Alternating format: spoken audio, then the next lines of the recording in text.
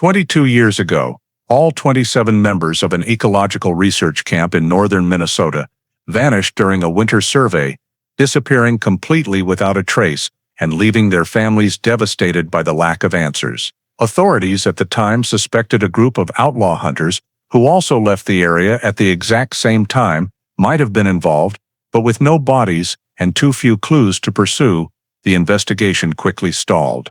Yet through all those years, one father never gave up hope, clinging to the slim chance that his son was still out there somewhere deep in the woods. Until one day, when the spring thaw revealed disturbed layers of soil, he discovered a tiny detail that everyone had previously overlooked. A detail that could change the entire case and shock in ways no one could have imagined. Before we dive deeper into this shocking story, let us know where you're watching from, and if you like this video, don't forget to subscribe. On November 18, 2003, the winter light in northern Minnesota fell almost vertically along the Gunflint Trail Forest Road, reflecting off ice-covered rocks in a blinding cold white, giving the entire Boundary Waters Canoe Area wilderness a harsh and completely isolated appearance from the outside world. This is a vast wilderness area where isolation, cold, and complex terrain always demand thorough preparation, even for groups accustomed to long-term outdoor living. It was at the North Shore Ecology Station, located deep within this area, that the group of 27 people was logged into the Winter Ecological Survey program for that week, including 11 researchers from the University of Minnesota, Duluth, 7 Ojibwe hunters, collaborating on wildlife data collection, 3 logistics staff handling transportation and equipment maintenance, 4 family members visiting the camp, and 2 student guides participating in their first field survey. In the camp's logbook, the final entry on November 18 recorded the work plan and preparations for the next morning's data collection session, with clear signs that activities were proceeding normally and there were no warnings of any risks. The group was noted as returning to the cabins in the late afternoon, splitting up to check the sled dogs, organize tools, and complete routine tasks before nightfall. A data packet was sent via satellite email at 7:40 p.m., marking their last confirmed contact. After that point, all signals from the camp radio, GPS, scheduled emails, went completely silent without explanation. Over the next 2 days, repeated calls from family members of some in the group went unanswered, but no one immediately treated it as a danger sign due to the frequent signal disruptions common in remote wilderness areas. However, by the afternoon of November 20th, local hunter Elias Brookman, who regularly passed through the area in early winter, happened to approach the camp and noticed an unusual silence. No lights from the cabins, no sled dog barking, no activity in the camp yard, and no fresh boot prints in the snow, all contrary to the highly regular rhythm of life at the research station. When he got closer to the cabins and saw the main door ajar, but the place completely empty, Brookman immediately withdrew from the area to find cell signal and reported directly to the Cook County Sheriff about the unusual loss of contact. That evening, after cross-checking the timing of the signal loss and receiving Brookman's detailed report, the sheriff officially recorded it as a mass disappearance at the North Shore Ecology Station. Less than 40 minutes after receiving the information, the search mobilization process was activated. Contacts along the Gunflint Trail were sequentially alerted, from the volunteer Gunflint SAR team, Superior National Forest Rangers, Trail Patrol units, to 2 rapid response teams from the county. A total of 14 people were deployed for the task of reaching the camp, including members with years of experience handling winter incidents in Minnesota. They assembled at the last point, accessible by vehicle, carrying standard rescue kits, short-range radios, GPS units, powerful lights, marking stakes, and 2 high-powered snowmobiles. The first nearly 20 kilometers leg was covered by specialized vehicles, but the weather at the time limited speed. Light snow falling, strong northwesterly winds, patchy ice on the road, and some sections buried under thick drifted snow. The team had to stop several times to check the road surface and ensure tow straps and rescue shovels were ready. At the end of the Gunflint Trail, where the road was completely snow-covered and no longer suitable for wheeled vehicles, the team switched to snowmobiles. Two main drivers led the way, following the old marked trail from the start of the season, while the rest paired up to ensure no one fell behind. Snowmobile speed dropped significantly deeper into the dense forest, where snow reached halfway up the machines and crosswinds sometimes reduced visibility to just the beam from headlamps. About 300 meters from the camp, the team stopped the snowmobiles to avoid damaging the snow surface and trampling any potential tracks. The remaining distance was covered on foot, maintaining tight formation, minimizing noise, and using lights at low power to avoid overpowering any natural light signs from the camp. At 150 meters out, the search leader ordered everyone to halt for an initial assessment. The group scanned the ground, checked wind direction, noted undisturbed snow patches, and immediately began setting up the initial perimeter. The perimeter was marked in an oval shape, encompassing the main cabins, research tents, central kitchen area, and sled dog kennels. GPS coordinates were recorded at each marker point for consistency in later analysis. Reflective stakes were placed in rows to fix the boundary without damaging the natural snow structure inside. The leader assigned 2 members to monitor the perimeter for any movement signs, while requiring the rest to move only along paths marked with colored rope to preserve the snow inside the camp. In the final minutes of the approach phase, the team conducted distant observation, checking for cabin lights, signs of stove smoke, or sounds of activity, but the camp was completely silent. Once the perimeter was fully established and internal movement routes controlled, the search team officially moved to the surface observation phase of the scene. As they carefully advanced into the central camp area, they quickly noted an alarming reality: no signs of human presence, no fires burning, no sled dogs barking, no activity indicating that the 27 people who had been living there were still in the area. The snow around the main cabin was 12 to 15 centimeters deep, evenly covering the surface, with no fresh depressions, except those just made by the search team on the marked paths. This indicated the area had seen no foot traffic for many hours, possibly more than a day. Northwesterly winds had sculpted faint ridges in the snow outside the cabins, but close inspection showed the snow right at the cabin edges was relatively intact, proving no one had entered or exited the main door since that snow layer formed. The team noted that local weather conditions clearly affected track preservation. Strong winds blurred small depressions, but deep footprints or heavy drag marks would normally leave visible deformations on the snow surface, yet around the cabins, there were virtually none. Approaching the central cabin, the team noted the main door ajar by about 10–15 centimeters, hinges neither kicked nor frozen, suggesting it may have been left open before the latest snowfalls. The door frame and threshold showed no slide or impact marks, indicating the door was not forced, but possibly left open or slightly shifted by wind. The team flagged this anomaly because cabins are normally kept tightly shut at night to retain heat and prevent wildlife entry. Moving to auxiliary cabins, the same pattern repeated. Windows closed but no interior frost buildup, indicating the cabins had not been heated for a considerable time. Some cabins had doors closed, others ajar, but none showed recent activity signs like stove smoke, lights, or sounds from inside. The research tents, about 40 meters east of the main cabin, were also noted as unusually quiet.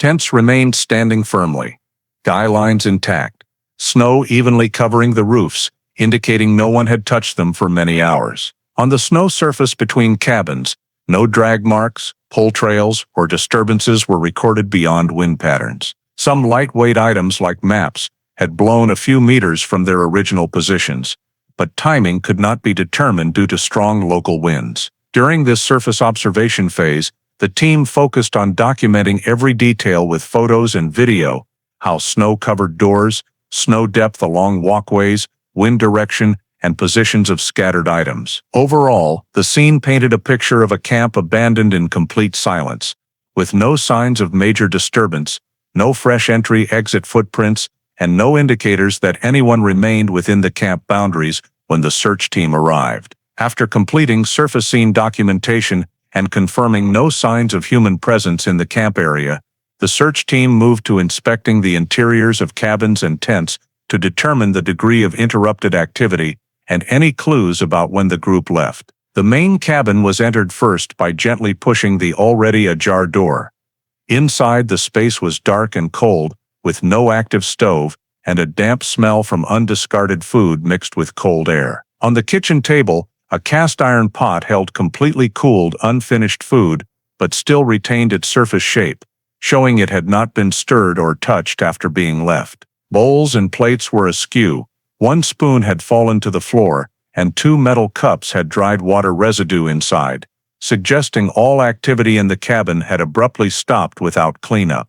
On the kitchen shelves, open food packages were not resealed, some spice packets left mid-use. Everything was photographed by the team, but no conclusions drawn yet. In the living area to the left of the cabin, bunk beds were still made, but showed no signs of recent occupancy. Blankets were not heavily disturbed, as if someone had left in haste, yet not neatly folded per the research group's usual habits. On the floor near a window, a pair of gloves and a hastily closed notebook lay askew, as if their owner had left the cabin without returning them to place. Moving to an auxiliary cabin, the team found similar conditions, beds with faint impressions in the top covers indicating recent occupancy, but no personal items packed away. On a bedside table, a running wristwatch lay neatly beside an unlit flashlight, as if the owner intended to return for them but never did. The next cabin had 3 backpacks placed near the door, some with zippers open and jackets or scarves protruding. Contents were not ransacked, indicating departure was not for packing or preparing gear. In the research tents a few dozen meters away, everything remained in a working state. Wind meters, data loggers, and survey documents spread on tables, as if abandoned mid-use. On a whiteboard, some parameters were written in marker, stopping midway as if the writer had to halt instantly. Tents were sealed but showed no collapse or external damage. Snow covered roofs evenly, and stakes remained secure. The search team noted all these signs as a pattern of abrupt departure without any preparation, no packing food, closing cabin doors, gathering personal items, or taking critical equipment. The consistent state across multiple cabins suggested the entire group ceased activities almost simultaneously at an undetermined moment, then left the area suddenly without resistance or minimal necessary cleanup before departing the camp. Once interior inspections of cabins and tents were complete, and all observations indicated sudden departure without any preparation, the search team proceeded to deploy the first search circle in the immediate vicinity to determine whether the missing group had moved outside the cabins before vanishing. The scope of this search circle was set at 300 to 500 meters from the main cabin, extending in a circular pattern covering small trails, forest edges, frozen lake shores, and open terrain where snow could preserve deep footprints or clear drag marks. The 8-person foot team was divided into 4 pairs to sweep each sector in a fan pattern, each pair maintaining distance sufficient to observe the snow surface without stepping on potential tracks. They were instructed to move only along routes marked with reflective stakes to preserve the scene, while pairs systematically scanned forest edges and clearings near the camp. Simultaneously, 2 K9 search dogs, trained for winter conditions, were brought to the area. Scent articles for the K9 search were taken from remaining cabin items, such as sweaters or scarves from some victims, then the dogs started from the perimeter edge. Although strong northwesterly winds complicated scent retention, the K9s were guided through each sector in curving paths in hopes of detecting any lingering movement trails. In the first 2 hours, the foot teams noted a few anomalies on the snow, some faint depressions heading east, but almost completely wind-covered, making it impossible to determine if human or animal. At the southern camp edge, a long compressed strip of snow could indicate a heavy object placed or dragged, but lacked clear shape for classification. Near the frozen lake edge, a hand-sized depression was found, possibly from someone bracing while bending down, but wind blurring prevented timing determination.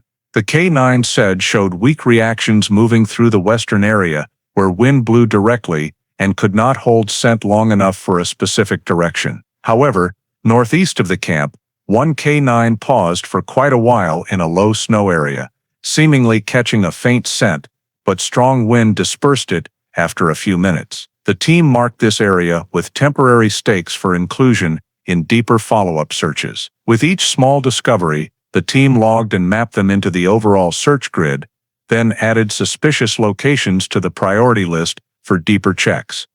The northeast area where the K9 reacted, the southern area with the long compressed strip, and the lake edge with the hand-sized depression. Simultaneously, the team noted the entire western campsite was heavily wind-scoured, erasing all old tracks and rendering searches there nearly valueless. After nearly 3 hours of continuous sweeping, the first search circle concluded that no clear human footprints led directly away from the camp in the immediate range, but 3 areas were considered likely to contain movement signs before wind erasure. These locations were carefully marked, GPS coordinates recorded, and prioritized for re-examination using broader range search methods to determine if they related to the 27 people leaving the camp. After completing the first search circle and identifying 3 areas requiring special attention, the on-site command team decided to deploy a second search circle with an expanded scope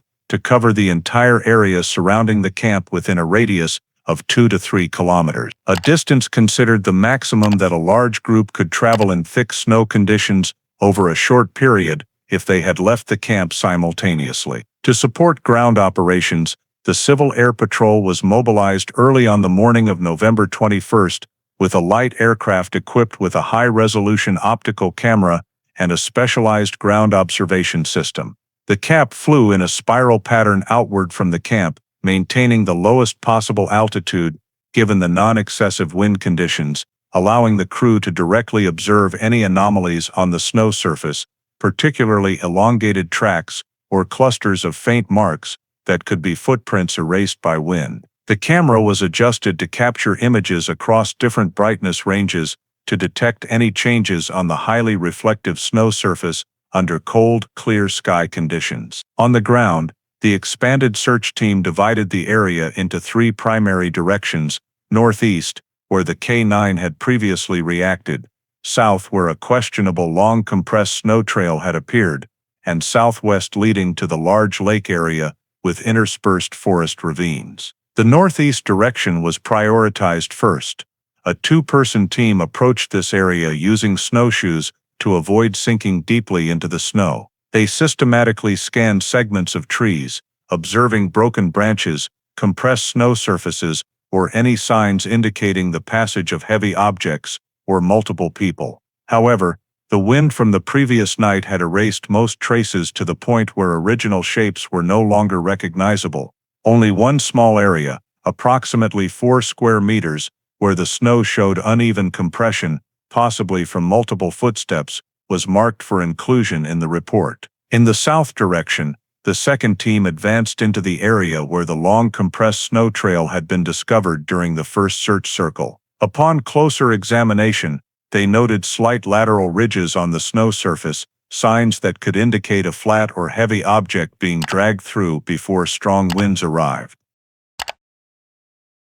Although the drag mark was not deep enough to identify the type of object, its extended length suggested significant activity had occurred there. The search team marked the area with colored stakes and recorded precise GPS coordinates to add to the overall map.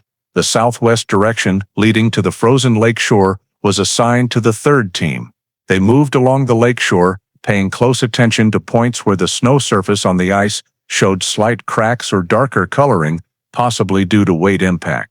The small forest ravines around the lake were also thoroughly swept. These were areas where wind blew unevenly, sometimes preserving compressed snow traces for a few hours before complete erasure. In one ravine approximately 30 meters long, the team found an unusually piled snow area in a sheltered corner where wind had limited access, suggesting some movement had occurred there before the bad weather swept through. While the ground teams were scanning, the KAP crew reported only one noteworthy observation: a faint near-semicircular line on the snow surface about 1.8 kilometers east of the camp, possibly the mark of a light motorized vehicle or a sled pulled with strong force. Since the camera resolution did not allow definitive confirmation, the command team marked this location for inclusion in the Level 2 inspection list. After 4 hours of deploying the expanded search circle, the team compiled data from the 3 directions and concluded that there were no clear signs indicating organized movement by a large group within the close radius. But there were some scattered clues: compressed trails, rippled snow, areas of unevenly compressed snow that could indicate the temporary presence of multiple individuals or heavy objects at various points before wind erased most traces. From these recordings, the team formed a preliminary map of key points in the expanded area and identified additional potential locations to include in the next level search scope to clarify the possibility that the group of 27 people had left the camp in any direction before completely disappearing. When the data from the expanded search circle was compiled in priority areas marked on the temporary map, the on-site command team shifted focus to collecting the scattered items discovered during movement in both search circles. Although the number of items was not large, accurately recording the position of each was necessary to determine whether they related to the movement direction of the group of 27 people or were merely random debris scattered by wind and environmental conditions. The team returned to each marked point, using GPS to fix coordinates and taking wide-angle and close-up photos of each item on the snow. In the northeast area, where the K9 had previously shown a weak reaction during the first search circle, the team found a dark blue wool hat, almost completely covered by snow, located about 420 meters from the camp. The hat was lying on its side with no signs of being dragged or stepped on. Approximately 15 meters nearby, a thin synthetic wool neck scarf was tangled around the base of a low bush, appearing to have been blown from a distance to this position. Both items were marked with reflective stakes and their precise locations recorded in the field log. In the south direction, right in the area where the long compressed snow trail appeared during the second search circle, the team discovered a small fabric pouch used for holding a compass and forest map. The pouch was open but empty inside. However, on the side it still had a label position with the name of one member of the research group, although the search team was not permitted to draw conclusions and only recorded this detail in the file. About 60 meters southeast from there, a piece of notepaper was found stuck to a thin ice layer on the snow surface. The handwriting was blurred and the content unreadable, but it was still collected according to evidence preservation procedures. In the southwest direction, along the frozen lake shore, the team found a pair of soft fabric gloves, one lying face down and the other about 2 meters away, apparently blown apart by wind.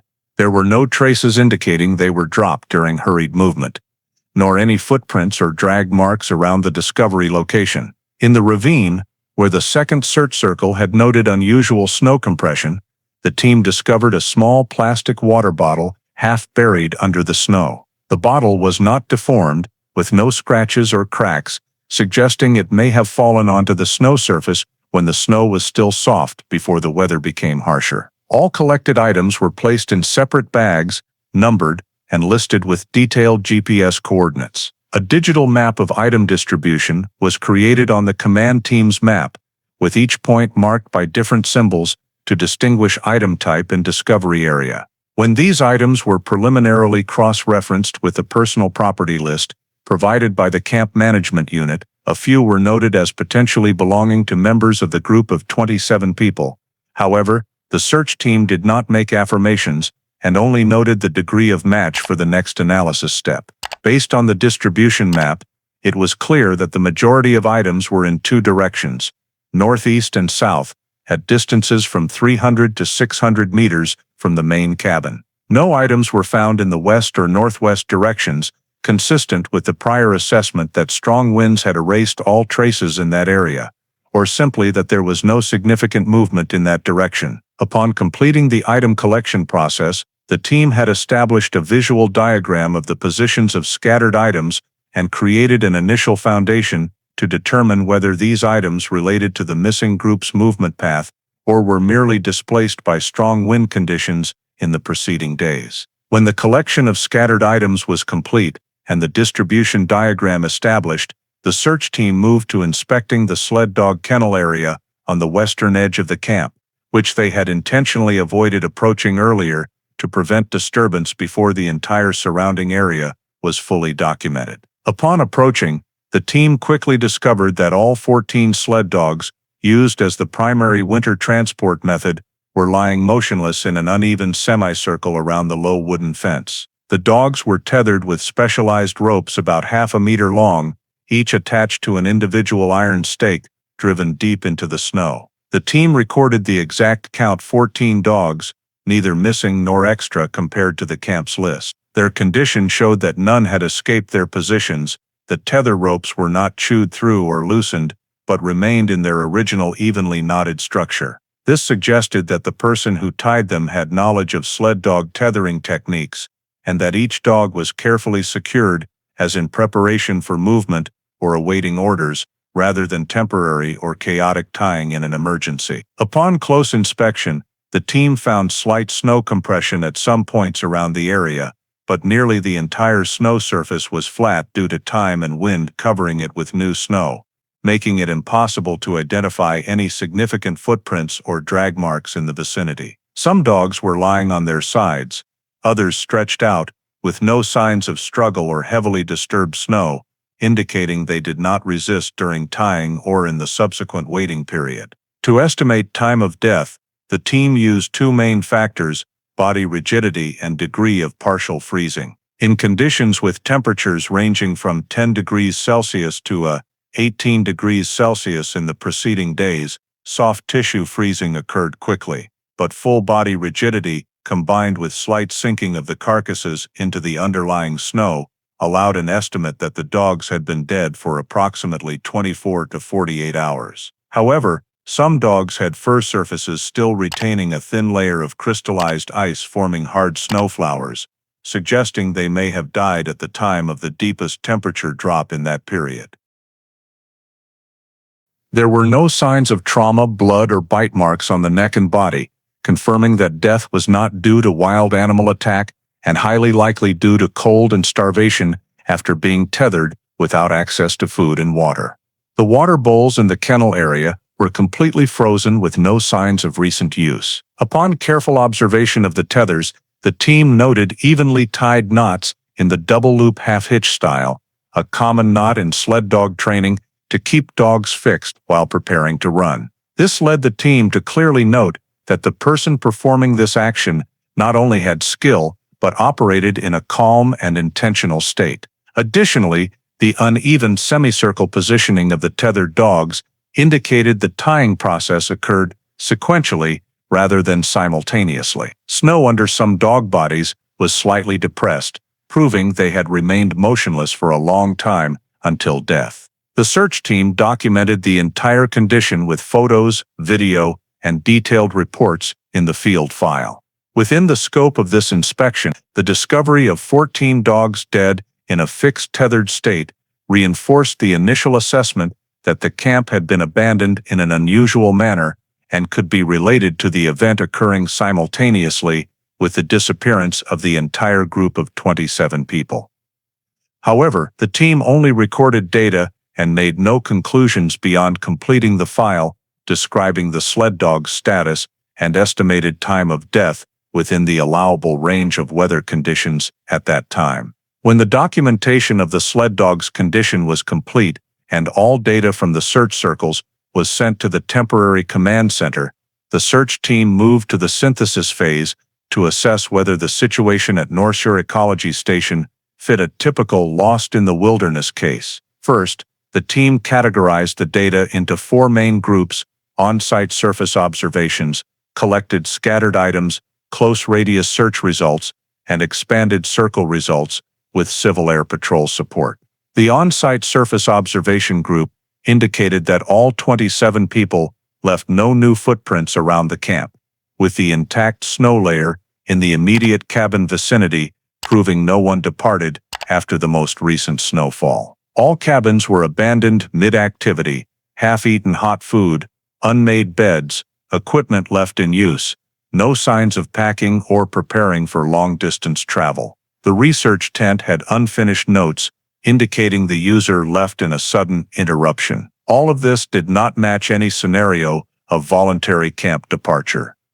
The scattered items group showed that most dropped objects were in two directions, northeast and south, but all at relatively close positions from the camp in the 300-600 meter range, and did not form a clear movement line. The wool hat, neck scarf, compass pouch, notepaper, and gloves appeared scattered as if blown away or fallen from equipment in strong wind conditions, rather than forming a continuous trail as when a group leaves the camp on a specific route. Particularly, the absence of any signs of the group in the west and northwest directions, the directions the team considered could lead to the safest escape route out of the forest, was a clear anomaly. From the close radius search, the lack of deep footprints, drag marks, skid traces, or any indicators of a large group moving through the first 500 meters around the camp led the command team to rule out the possibility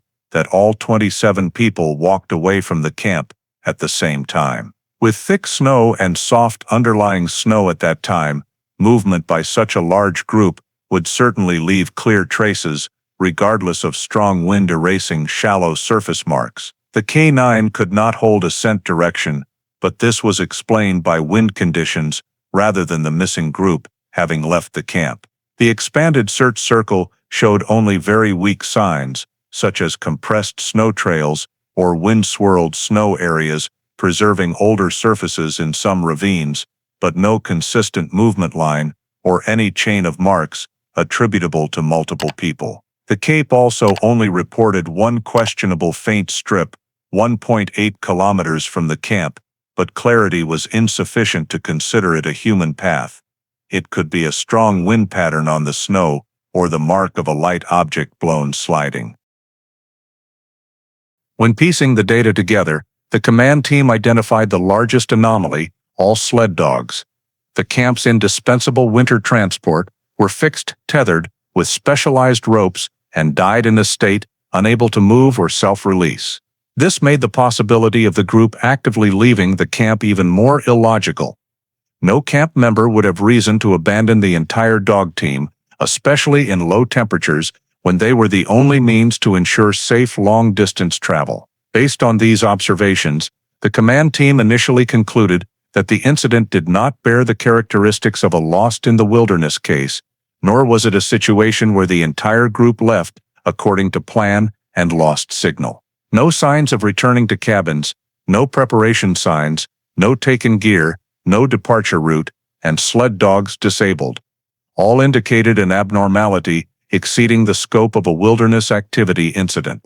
When the field report was compiled and forwarded to the sheriff's office, the authorities officially confirmed that the emergency search phase was no longer appropriate to continue as a typical SAR mission. The sheriff declared the end of the expanded search phase as the primary task and transferred the entire file to the initial investigation mode for a disappearance with signs of abnormality. This included sealing the entire North Shore Ecology Station as a scene requiring strict preservation, requesting support from specialized investigation units, and preparing procedures for collecting and analyzing evidence according to standards for a case potentially criminal in nature. Immediately after the Cook County Sheriff decided to transfer the entire case at North Shore Ecology Station to the initial investigation phase, the Minnesota Bureau of Criminal Apprehension's forensic team was deployed to the scene in the early morning of November 21st to seal off the area and establish a proper forensic crime scene. The first task was to divide the camp area into clearly defined sectors to facilitate systematic evidence collection and trace documentation. The entire camp was divided into 4 main sectors: the living cabin area, the research tent area, the central kitchen area, and the sled dog kennel area. Each sector was marked with different colored tape and assigned to an independent forensic team to avoid data overlap. In front of the main cabin, the forensic team established a coordinate origin point so that all measurements, sketches, and photographs could be referenced to the same system. The snow surface around the cabin was photographed from above using a drone before any further disturbance from the investigation team. After completing the overall mapping, evidence collection was initiated. In the living cabin sector, the team collected snow samples in small grid sections to look for signs of compression or the presence of foreign material buried by wind. Snow blocks were cut using specialized tools and sealed for testing to detect fibers, skin cells, or layering indications suggesting prior movement. Inside the cabin, the team collected ash from the stove, remaining food samples, dust from table surfaces, fabric fibers caught on chairs and doors. At the auxiliary cabin, they gathered samples from blankets, pillows, and items fallen on the floor to determine if they carried DNA traces, foreign fibers, or material from outside the cabin environment. In the research tent sector, all equipment, documents, pens, and tools were photographed in their current positions before collection. In particular, the team sampled soil directly under the workbench because the moisture and soil texture there could retain footwear impressions if someone had stood there shortly before the tent was abandoned. Additionally, small streaks on the tabletop and tent fabric were sampled to check for contact with objects not belonging to the research group. At the central kitchen area, ash from the stove was collected in 3 separate samples for analysis of burn structure and the time the fire ceased. Grease samples adhering to the stove were also taken to determine cooling time and the degree of interruption in cooking. Fabric fibers caught in door hinges and scratches on the wooden counter corner were collected to identify whether the causing object belonged to someone in the camp or an external agent. In the sled dog kennel sector, the team collected soil and snow samples around each tethering stake to assess surface compression levels and the time elapsed from when the dogs were tied until their death.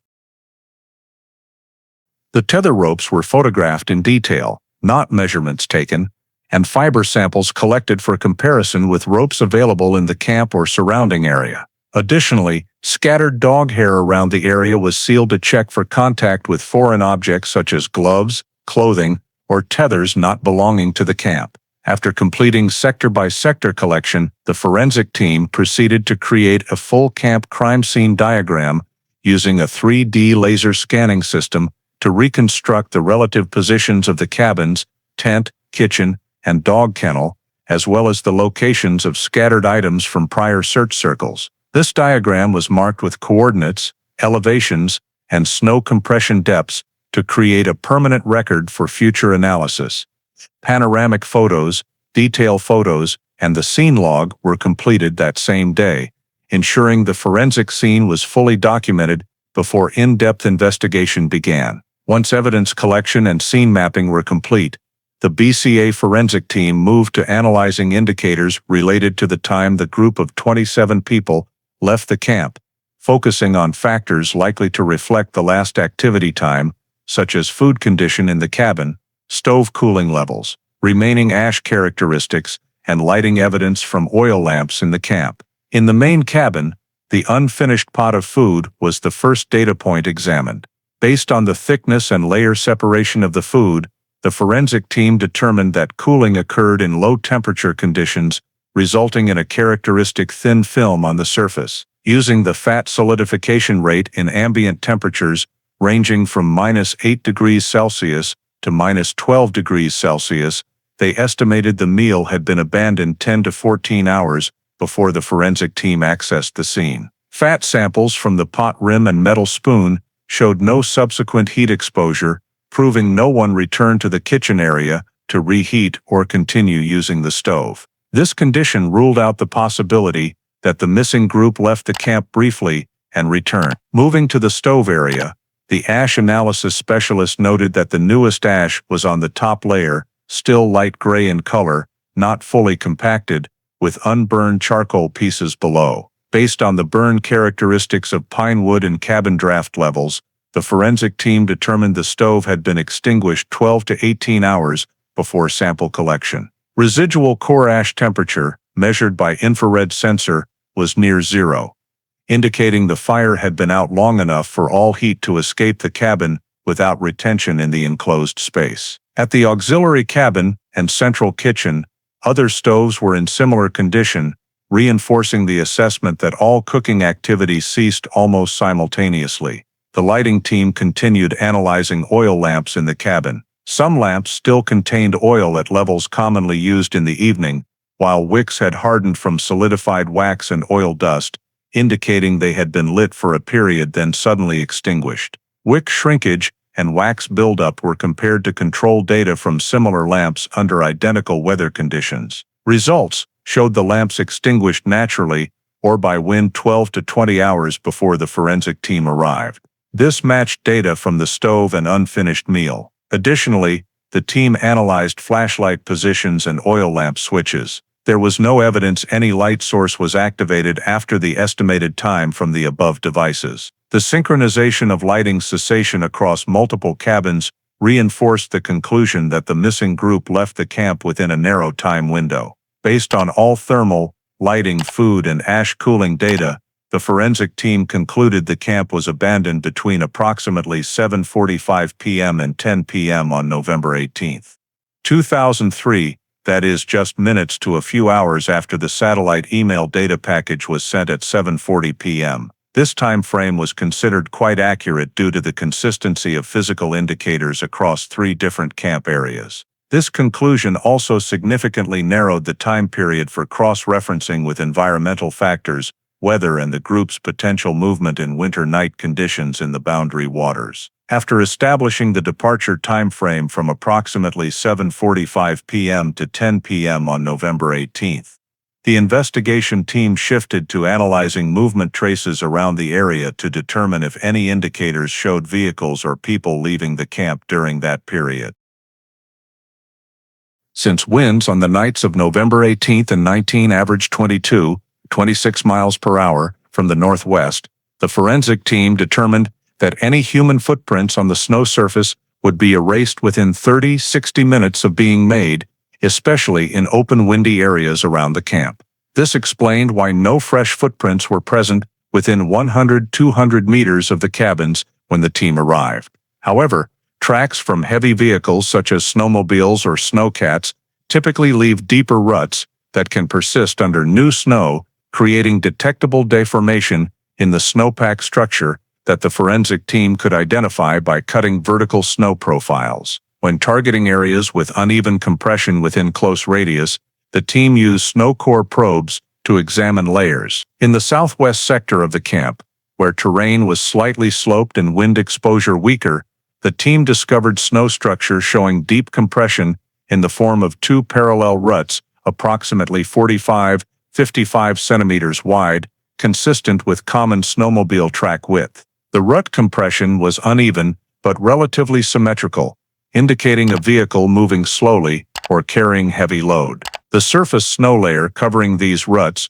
was about 3-5 centimeters thick, showing they were created before snowfall on the morning of November 19th, but after afternoon snowfall on November 18th, aligning with the missing group's time frame. Near this area, the team found a long compressed snow arc, gently curved, possibly the rear track of a snowmobile turning. This strip was nearly 4 meters long, curving southeast, with the curve apex pointing toward a narrow trail leading to the forest edge. Although most of the track was wind-obscured, the longitudinal cross-section showed deeper compression at the curve apex than surrounding base, consistent with wheel impact during weight shift. Meanwhile, in the northeast sector where K9 units had previously reacted but could not hold scent direction, the forensic team examined deeper snow layers. They discovered a drag mark about 30 centimeters wide, not a snowmobile rut due to lack of parallel symmetry, but showing evidence of a medium-weight object dragged over soft snow.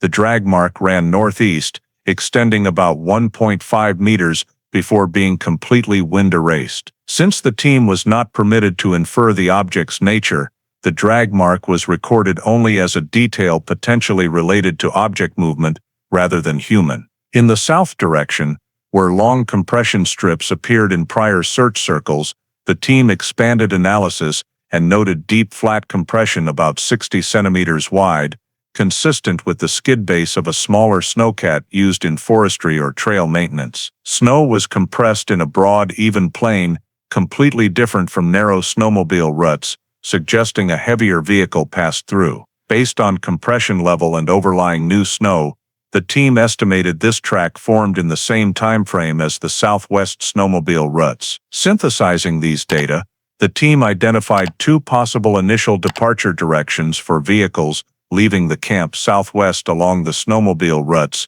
and south along the snowcat track. Both led to forest trails that could connect to larger branches deeper in the BWCAW area. The team noted that in strong winds on the nights of November 18 and 19, all human footprints were completely erased, but heavy vehicle tracks retained sufficient snowpack deformation, thus providing indirect evidence that motorized vehicles were likely used around the time of the group's disappearance. All coordinate data, snow cross-sections and photographs were entered into the scene diagram for subsequent movement route analysis. After completing analysis of vehicle traces around the camp and documenting snow ruts, likely created in the same time frame as the disappearance of the 27 people, the investigation team turned to detailed examination of the tether ropes and the condition of all 14 sled dogs to assess whether the act of tying them could provide further information about the person who did it and the timing. Each tether rope was removed from the iron stake and placed in a separate sealed bag, but prior to that, the forensic team photographed each knot from multiple angles, measured loop distances, rope tightness, and friction wear characteristics. All 14 ropes used the double loop half hitch knot, a variation of the double loop with safety lock, commonly used by sled dog handlers because it securely holds dogs, but allows quick release with one pull on the lock. The consistent feature of this knot across all 14 ropes was that the first loop was tightened just enough for control, while the second loop secured the force, preventing strong pulling from loosening the knot. Additionally, the knot twist direction was uniformly right-handed, indicating the person tying used the same technique and habitual motion. When measuring uniformity among ropes, the team found length from knot to stake loop varied only a few centimeters, proving the person followed a familiar procedure rather than rushing or working under stress. The dogs were tied in the standard position seen when preparing pull formation, heads facing outward, tails toward the line center, and spacing between dogs relatively even, though not perfectly aligned, due to uneven terrain. The dog's body condition, no signs of intense struggle before death, also suggested they were tied during a phase when they were accustomed to the handler, or at least the handler knew how to approach a sled dog team without provoking strong resistance. This led the forensic team to evaluate the tier's skill, knot style, tightness level, tying position, and line arrangement were all characteristics seen only in people with direct experience handling sled dogs or long-term training and control. Inexperienced people typically tie too tight or too loose, use incorrect knot technique, or fail to control individual dog posture to prevent tangling.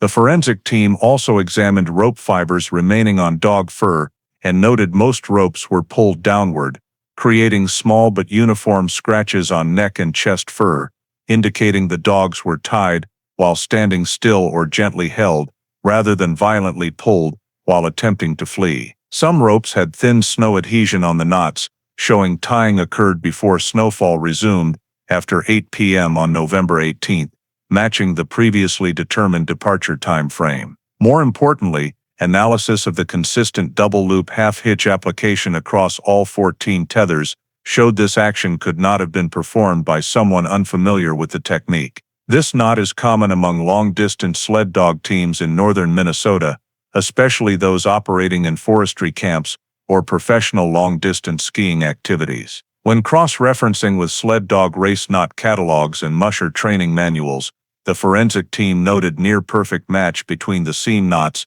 and the knot taught to sled dog drivers in advanced training courses. This was considered strong evidence that the person tying the dogs not only had basic experience, but likely underwent formal training or worked directly with sled dog teams in harsh environments. Combining factors, knot uniformity, tightening technique, line arrangement posture, and dog's physical response, the investigation team determined that tying the sled dogs was a deliberate action performed by a clearly skilled individual without characteristics of impulsive or spontaneous behavior. thus becoming a critical clue in determining the unusual nature of the incident at North Shore Ecology Station on the night of November 18, 2003.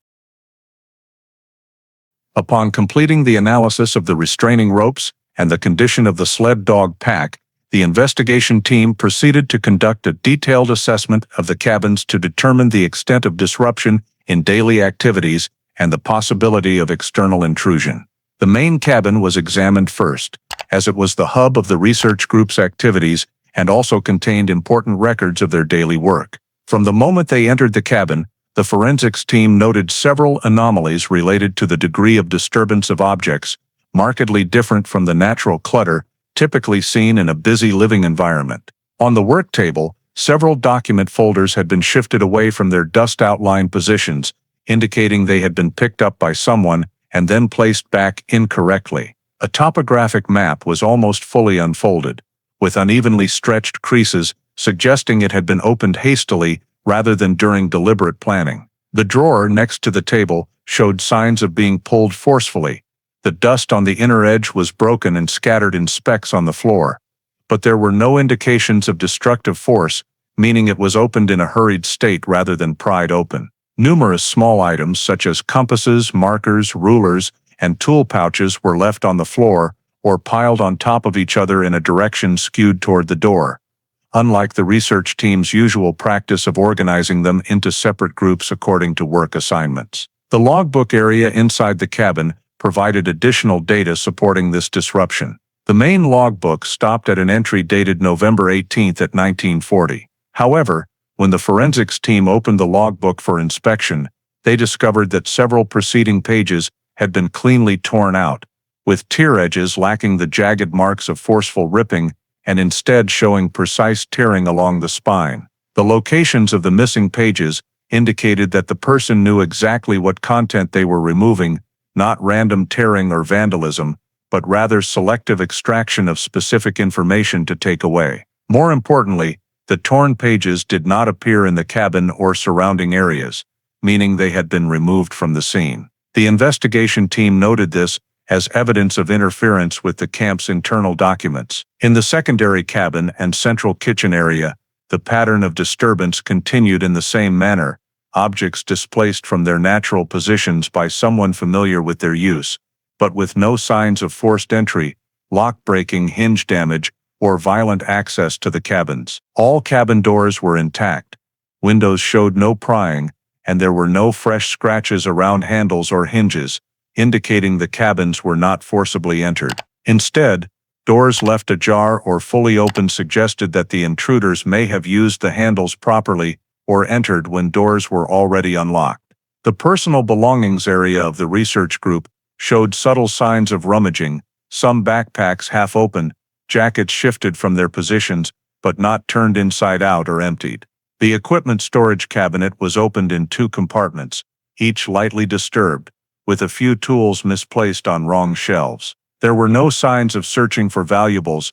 Cash, watches, and personal items were mostly untouched, indicating the objective of the rummaging was not property. In the cabin where the Ojibwe hunting group stayed, the investigation team noted several toolboxes displaced and leather ties shifted from their usual shelf positions. Faint glove marks on the table surface, though insufficient for fingerprint analysis, suggested the operator wore gloves or had cold hands preventing clear prints. All cabins shared 2 common characteristics: selectively disturbed objects, and no signs of violent destruction. This reinforced the assessment that one or more individuals entered and exited the cabins in a short period following the interruption of activities, operating calmly enough to avoid damaging any structures. The removal of certain documents, particularly pages torn from the logbook, indicated purposeful action targeted at information rather than material goods. The forensics team's overall conclusion was that the cabins reflected signs of nonviolent intrusion,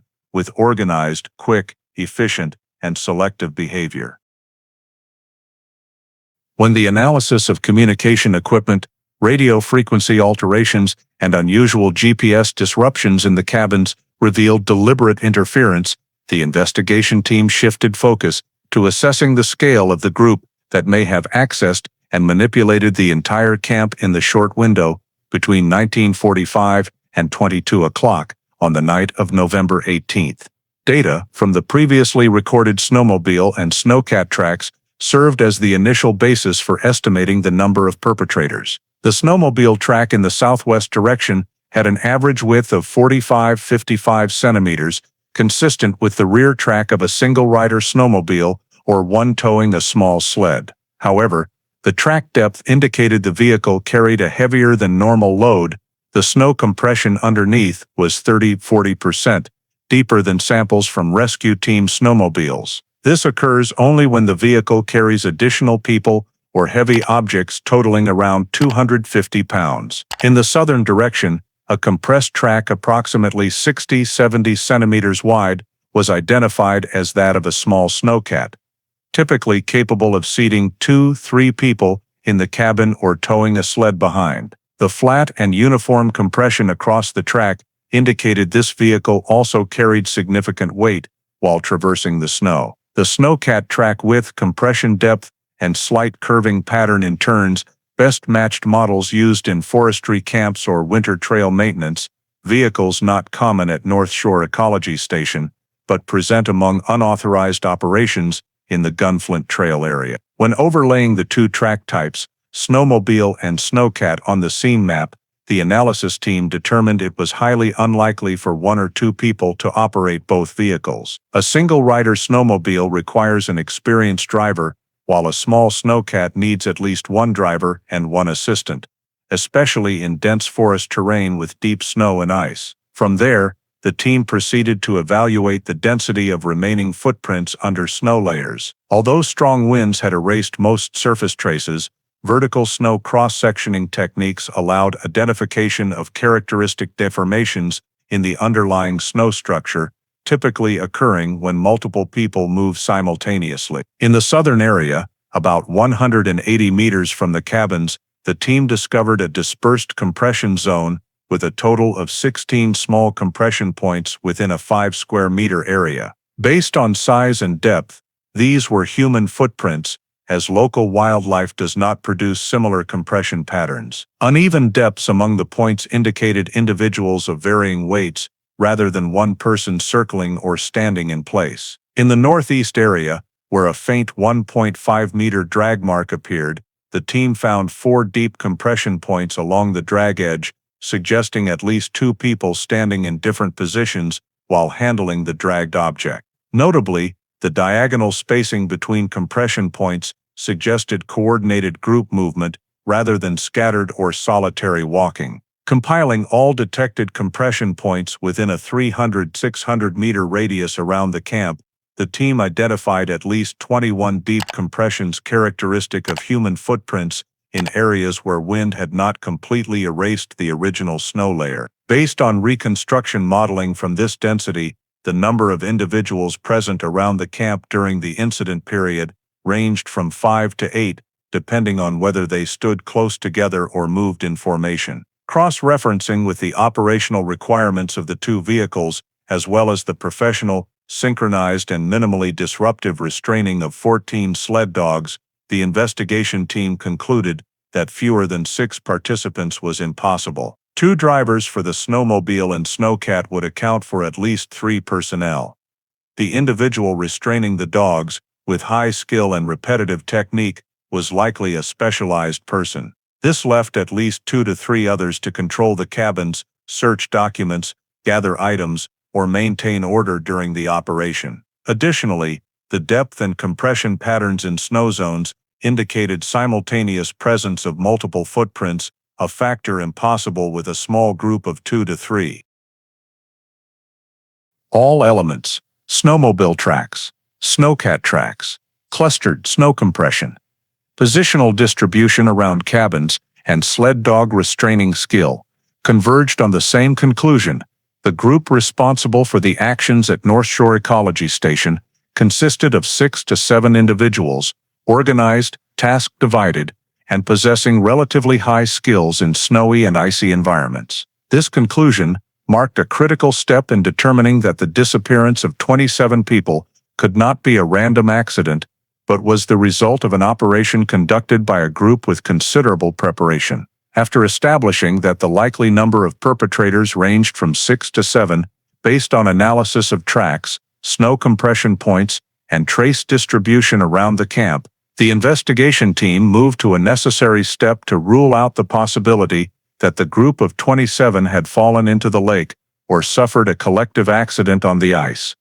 A hypothesis with little supporting evidence, but one that still required thorough verification per procedure. The lake, located on the southwest edge of the camp, spanned nearly 300 meters, with depths varying from 4 to 12 meters, depending on the area. Although the surface was frozen, early-season ice is often weak in spots, especially near strong subsurface currents. To survey the lake under frozen conditions, the investigation team used a 2003 model portable sonar, standard equipment at the time for rescue units, consisting of a medium-frequency transducer mounted on a hand-towed float, capable of producing acceptable bottom images through dark winter water.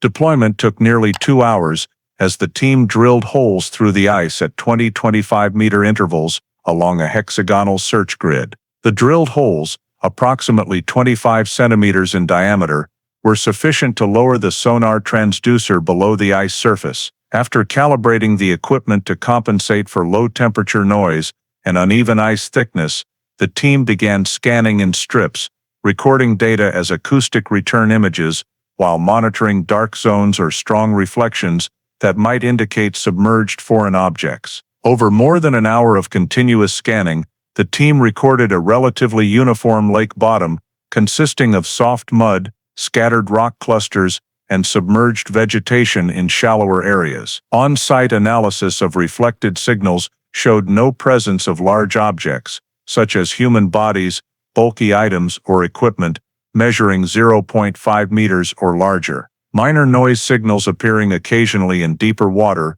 were identified as large fish passing or changes in bottom structure. In particular, the team closely examined 3 locations heavily influenced by subsurface currents, where ice is thinner and prone to localized breaking. However, even there, sonar recorded continuous bottom imagery without breaks or deep trenches, signs typically present if heavy objects had fallen through the ice previously. The sonar team also integrated data with ice thickness measurements taken via drill. Average thickness ranged from 12 to 15 centimeters across the surveyed area, sufficient to support the weight of multiple people if moving dispersed. This directly contradicted the hypothesis that all 27 people stepped onto the ice simultaneously and caused a surface collapse. Deep-scan sonar data was overlaid on a lake bottom simulation map to check for anomalies compared to prior winter survey data, but all return lines matched the known lake structure. No sink marks, no new depressions or protrusions, no clusters of large settled objects on the bottom. After completing full sonar coverage of the lake area, the investigation team conducted acoustic testing by tapping the ice at several points to listen for vibration feedback, aiming to detect unusual hollow spaces beneath. However, the acoustic return was continuous without sudden damping, indicating the ice base had not been recently broken. Combining results from sonar, ice measurement, and terrain analysis, the investigation team concluded that the likelihood of the 27 people falling into the lake or through the ice was extremely low, nearly zero. There were no signs of submerged objects, no ice break holes, no skid tracks leading to the lake center, and no indicators of a large group ever being present on the ice surface. This allowed the investigation team to completely eliminate one of the collective accident hypotheses and reinforce the assessment that the disappearance was not caused by environmental factors. With the lake removed from the list of suspicious locations, the investigation focus continued toward the camp area and overland routes, where vehicle traces and unusual activity patterns on the night of November 18th indicated intervention by an organized group. When lake sonar and ice surface safety evaluation ruled out the possibility of the 27 people falling into the water or suffering a collective ice incident, the investigation team turned to examining other environmental factors that could cause a large-scale accident. Aiming to completely eliminate natural hypotheses, before focusing on human-related factors. First, the team reviewed all meteorological data for the 2 days preceding the disappearance, including reports from the Grand Marais Observation Station, North Shore satellite data, and small weather stations along the Gunflint Trail. All sources indicated no blizzard occurred between the afternoon of November 18 and the morning of November 19, 2003. Strong winds were present, but speeds remained in the 22-26 miles per hour range, not sufficient to pose serious danger to a research group accustomed to such conditions. Additionally, there were no special weather alerts,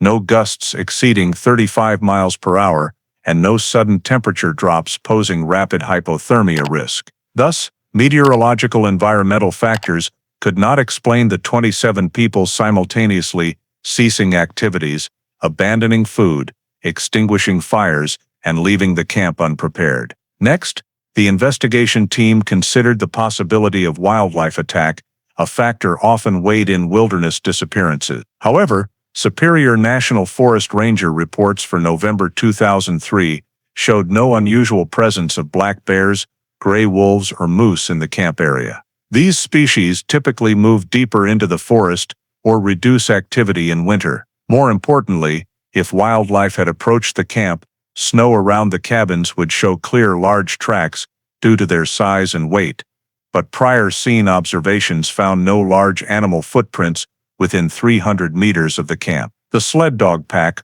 also showed no signs of attack, no bite marks, no overturning, no blood or struggle signs. This ruled out the dogs reacting strongly or panicking, which would certainly occur if bears or wolves appeared. The cabins, especially the main and secondary ones containing food, showed no scratches, prying marks, or damage to doors and windows, indicating no large animals attempted entry. All evidence pointed to no wildlife activity capable of causing the research group's disappearance. The investigation team also thoroughly checked terrain factors to rule out the group accidentally falling into a deep ravine or geological crevice. Topographic maps of northern Minnesota and prior survey data showed the area around the camp consisted mainly of forested terrain, flat snowfields, and frozen lake, with no canyons, sinkholes, or natural deep drops within a 5 kilometers radius of the main cabin.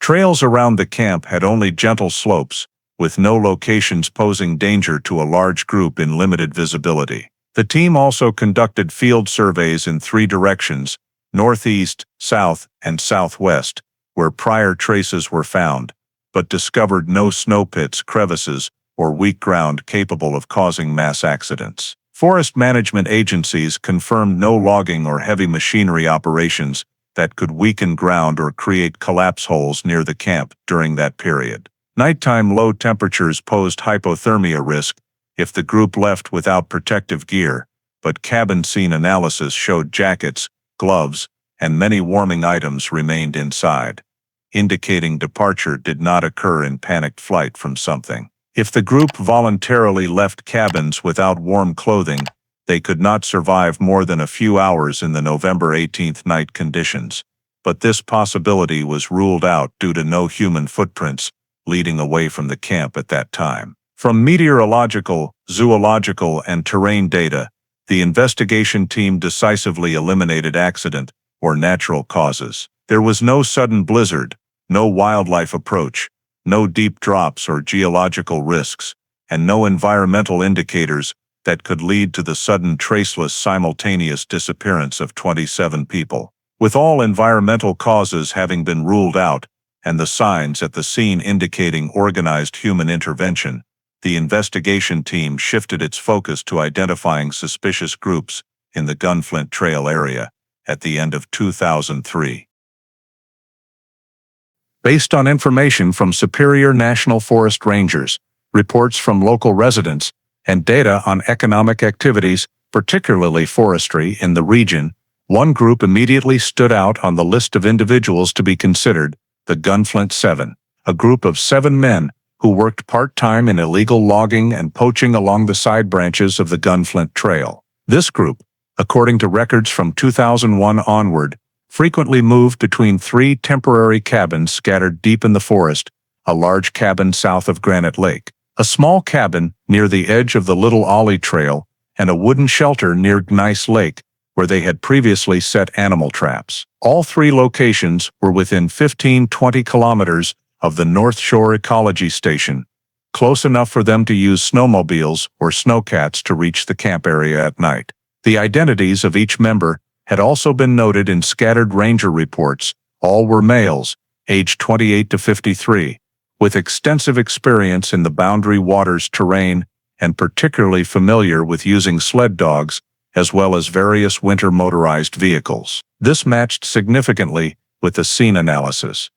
Professional knot tying skills, ability to operate both snowmobiles and snowcats, and knowledge of how to approach cabins without leaving signs of forced entry. In addition, the Gunflint 7 had been reported for illegal logging on public land, illegal moose hunting, and threatening 2 rangers in February 2002 after a license check. On at least 3 occasions, they were recorded using modified snowcats to transport timber out of restricted areas, a detail that matched the snowcat tracks found south of the research camp. A potential motive also began to emerge as the investigation team reviewed the activities of the North Shore Ecology Station in October and November 2003. A research team at the camp had surveyed a forest area about 3 kilometers from the Gunflint 7's cabin and recorded signs of recent illegal logging. If this report had been sent to the university or forest management authorities,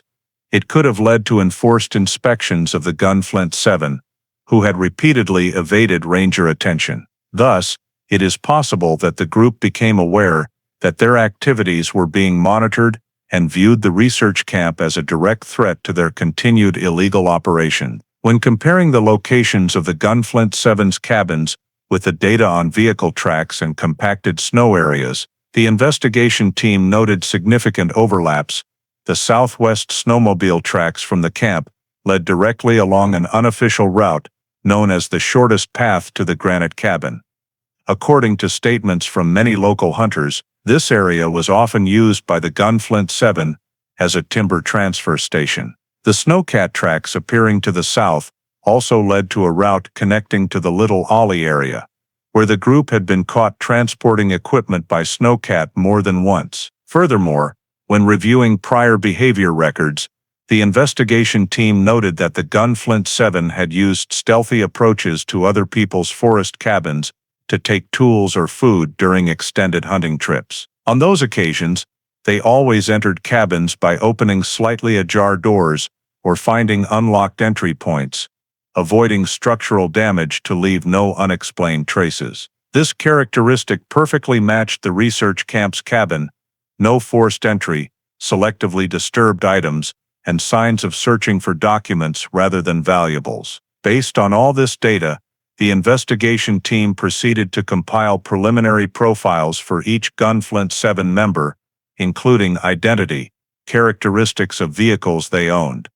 their presence in the area in November 2003, the cabins they frequented, and prior violation records. The profile was completed as a set of linking factors: ability to access the camp, skills matching the scene, vehicles matching the snow tracks, and a motive that could lead to intervention. Although there was no direct evidence, the Gunflint 7 became the first potential suspect group to fully meet the 3 key elements: capability to carry it out, opportunity for access, and motive to interfere with the North Shore Ecology Station's activities at the exact time of the disappearance.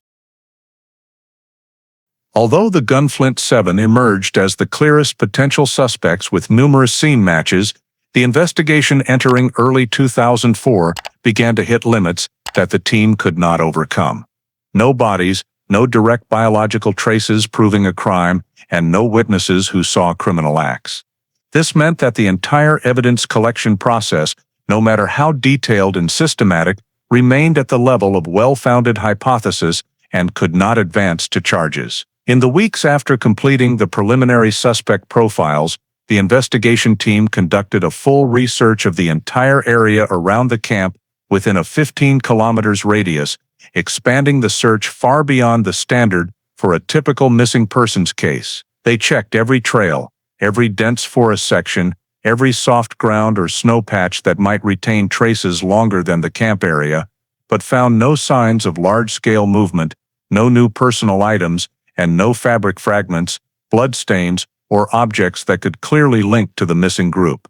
The team also interviewed dozens of local hunters, residents scattered along the Gunflint Trail, and forest management staff. Notably, no one reported seeing any large group moving through the forest at that time, nor any unusual motorized vehicle activity beyond the usual snowmobiles of winter hunters. Even data from the Civil Air Patrol, which is often capable of detecting unusual movement signs on snow, provided no new information. Some witnesses gave accounts of hearing snowmobile engines around the time frame of the disappearance, but such sounds were too common during hunting season to identify criminal action. Meanwhile, searches of the Granite Cabin, Little Ollie Cabin, and the shelter near Gneiss Lake, belonging to the Gunflint 7, yielded no specific results.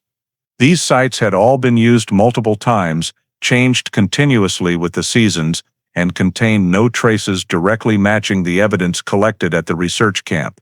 When the forensics team wanted to compare sled dog tie ropes with samples that might be found at the suspect cabins, they discovered that the cabins had been cleared of ropes and tools before the team arrived. Possibly due to new winter activity or routine equipment changes, no traces remained distinctive enough for accurate comparison. All these points prevented the case against the Gunflint 7 from becoming legal evidence. The absence of bodies was the biggest obstacle. Any charge of serious crime requires proof that victims were killed or harmed. The disappearance of 27 people without any biological traces, no blood, no destroyed objects, no signs of struggle, caused the investigation to deadlock because the law cannot rely on speculation. The consistency of interruption signs, sled dog ties, snowmobile, and snowcat tracks only helped establish that someone entered the camp, but did not prove that the 27 people were murdered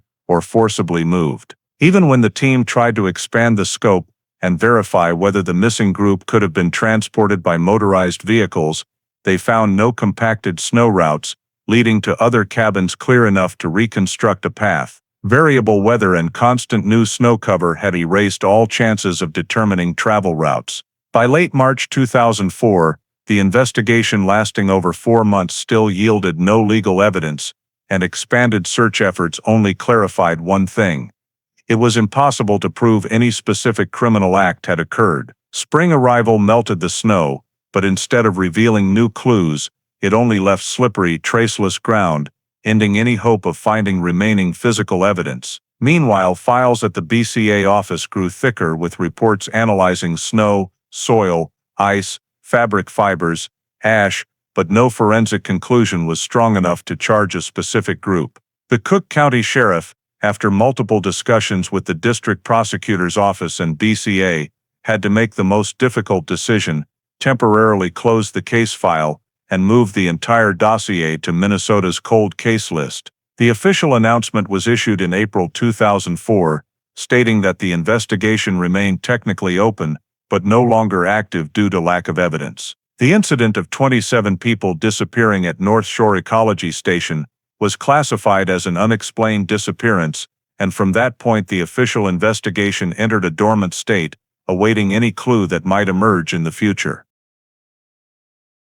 When the file was transferred to cold case status in April 2004 and all active investigation activities were suspended, the evidence collected in the initial phase was sealed and stored in the BCA warehouse near Duluth. It was not until 2010, when the state of Minnesota launched a program to review backlog cases involving mass disappearances, that the North Shore Ecology Station case was brought back to the desks of forensic experts to assess whether any evidence remained unprocessed or could be exploited with new technology. The review process began by listing all seized evidence from the scene, including 14 sled dog tie ropes, over 60 snow and soil samples, cord from various zones, ash from 3 stoves, fabric fragments collected in cabins and research tents, 27 scattered personal items such as wool hats, scarves, cloth bags, and gloves, along with the cabin document set, including the torn-page logbook smudged notepapers, and disturbed topographic maps. In addition, there were many soil and microfiber samples taken from cabin doors, hinges, and table edges, but in 2003, 2004, analysis capabilities were limited by available technology, leading to their classification as insufficient for testing. Upon re-review, the cold case team identified several oversights in the initial investigation that had not received proper attention. First, the number of snow and soil samples collected from the cabin and dog kennel areas was greater than the amount analyzed in 2003. Most were simply stored without undergoing microfiber analysis for foreign matter such as metal particles, machine oil, paint dust, or synthetic fibers from strangers' clothing. This stemmed from the initial investigation, focusing more on searching for victims than detailing the intrusion pattern. Second, the sled dog tie ropes were only analyzed morphologically, not style, tightness, and uniformity, but not chemically tested for traces of sweat, hand oil, or microfibers from the handler's gloves. Touch DNA technology, though still developing in the early 2000s, had advanced enough by 2010 to exploit such microfiber samples. Third, the torn page logbook had never been analyzed for residual traces along the spine. Glue, paper fiber fragments, and fine paper dust could contain signs indicating the tearing method, speed, or object used to pull pages, thereby determining whether pages were torn barehanded or with gloves. Another oversight was that the half-open maps had not been tested for fingerprints or adhering fibers. In 2003, fingerprints on rough paper were often difficult to recover, but by 2010 many special illumination methods could detect contact patterns previously invisible to the naked eye. The review team also noted that scattered personal items, hats, scarves, cloth bags, were only used as location data without deep analysis of fiber origin, stains, or pull marks. Many of these samples remained in good condition due to continuous cold storage, suitable for spectroscopy and particle analysis. When evaluating all evidence by 2010 standards, the cold case team reclassified them into 4 priority groups. The high priority group included sled dog tie ropes, cabin fabric fibers, the torn page logbook, and soil samples from research tent table legs, evidence with the highest likelihood of containing intruder contact traces. The medium priority group included scattered personal items, stove ash, and snow samples potentially containing oil or foreign matter. The low priority group included evidence no longer valuable due to structural changes during storage, such as melted snow samples, fragmented ice, or degraded fabric fibers. The final group was reference evidence, such as camp ropes, victim blanket fibers, and cabin area soil, used for comparative analysis. During this reclassification, the cold case team acknowledged that the initial investigation, though thorough by 2003 standards, had missed several high-value pieces of evidence in the context of newer technology. No single item was immediately decisive, but the backlog of many untested samples created an opportunity for reanalysis using modern methods. This opened the possibility that minor traces, once deemed insignificant, could provide critical information about who accessed the camp on the night of the incident, thereby advancing the case a step further after nearly a decade of stagnation. Once the review of backlog evidence was complete and key samples were reprioritized, the BCA cold case team began implementing a new series of forensic tests from 2010-2014, leveraging significant advances in microfiber analysis, soil spectroscopy, and touch trace techniques. Technologies that either did not exist or lacked sufficient accuracy at the time of the 2003 incident. The initial focus was on the high-priority evidence group: fabric fibers collected in the cabin, fibers caught on door hinge edges, and microfibers from the inner side of sled dog tie ropes. These fiber samples were subjected to FTIR system analysis, allowing precise identification of each fiber's polymer composition. Results showed that some fabric fibers adhering to the cabin hinge did not belong to any fabric or clothing listed in the 27 missing persons apparel inventory. Instead, They matched synthetic fabric commonly used in cold-resistant work jackets, the type often sold in local forest equipment stores and frequently used by hunters and illegal loggers. Some microfibers recovered from the tie ropes even had a dual polyester nylon structure characteristic of inexpensive ski gloves used by people working outdoors in prolonged freezing conditions. This aligned with the assessment that the person tying the dogs did not use bare hands, but wore specialized gloves. Further analysis using scanning electron microscopy revealed low-content metal microparticles on the fibers, primarily iron and manganese, levels characteristic of areas with unlicensed sawing activity south of the Gunflint Trail. Next, the forensics team conducted soil matching tests using laser-induced breakdown spectroscopy to analyze the chemical composition of soil samples from the cabin, research tents, and sled dog area. Some soil samples collected at the main cabin door edge had markedly different mineral composition from the natural soil around the camp. Specifically, they contained higher levels of hematite and trace elements like zircon and titanium, components uncommon in the soil layer around North Shore Ecology Station, but matching soil samples taken from the forest near the Granite Cabin, one of the 3 known frequent locations of the Gunflint 7. This data was reinforced when Lebus analysis of soil adhering to the edge of a sled dog tie rope showed nearly identical mineral structure to samples taken near routes previously recorded for snowcat movement. Additionally, when comparing soil from the southern compacted snow track with soil from behind the Little Ollie Cabin, similarity reached a high level, with only 3–5% error in mineral composition, within statistical limits to conclude the 2 areas shared the same soil origin. This created a direct connection between traces at the research camp and the suspect group's activity areas. Concurrent with soil and fiber analysis, the forensics team began relabeling all evidence based on potential linkage strength to suspect areas. Evidence items received new identification codes and were divided into 3 groups: high linkage, indirect linkage, and no connection.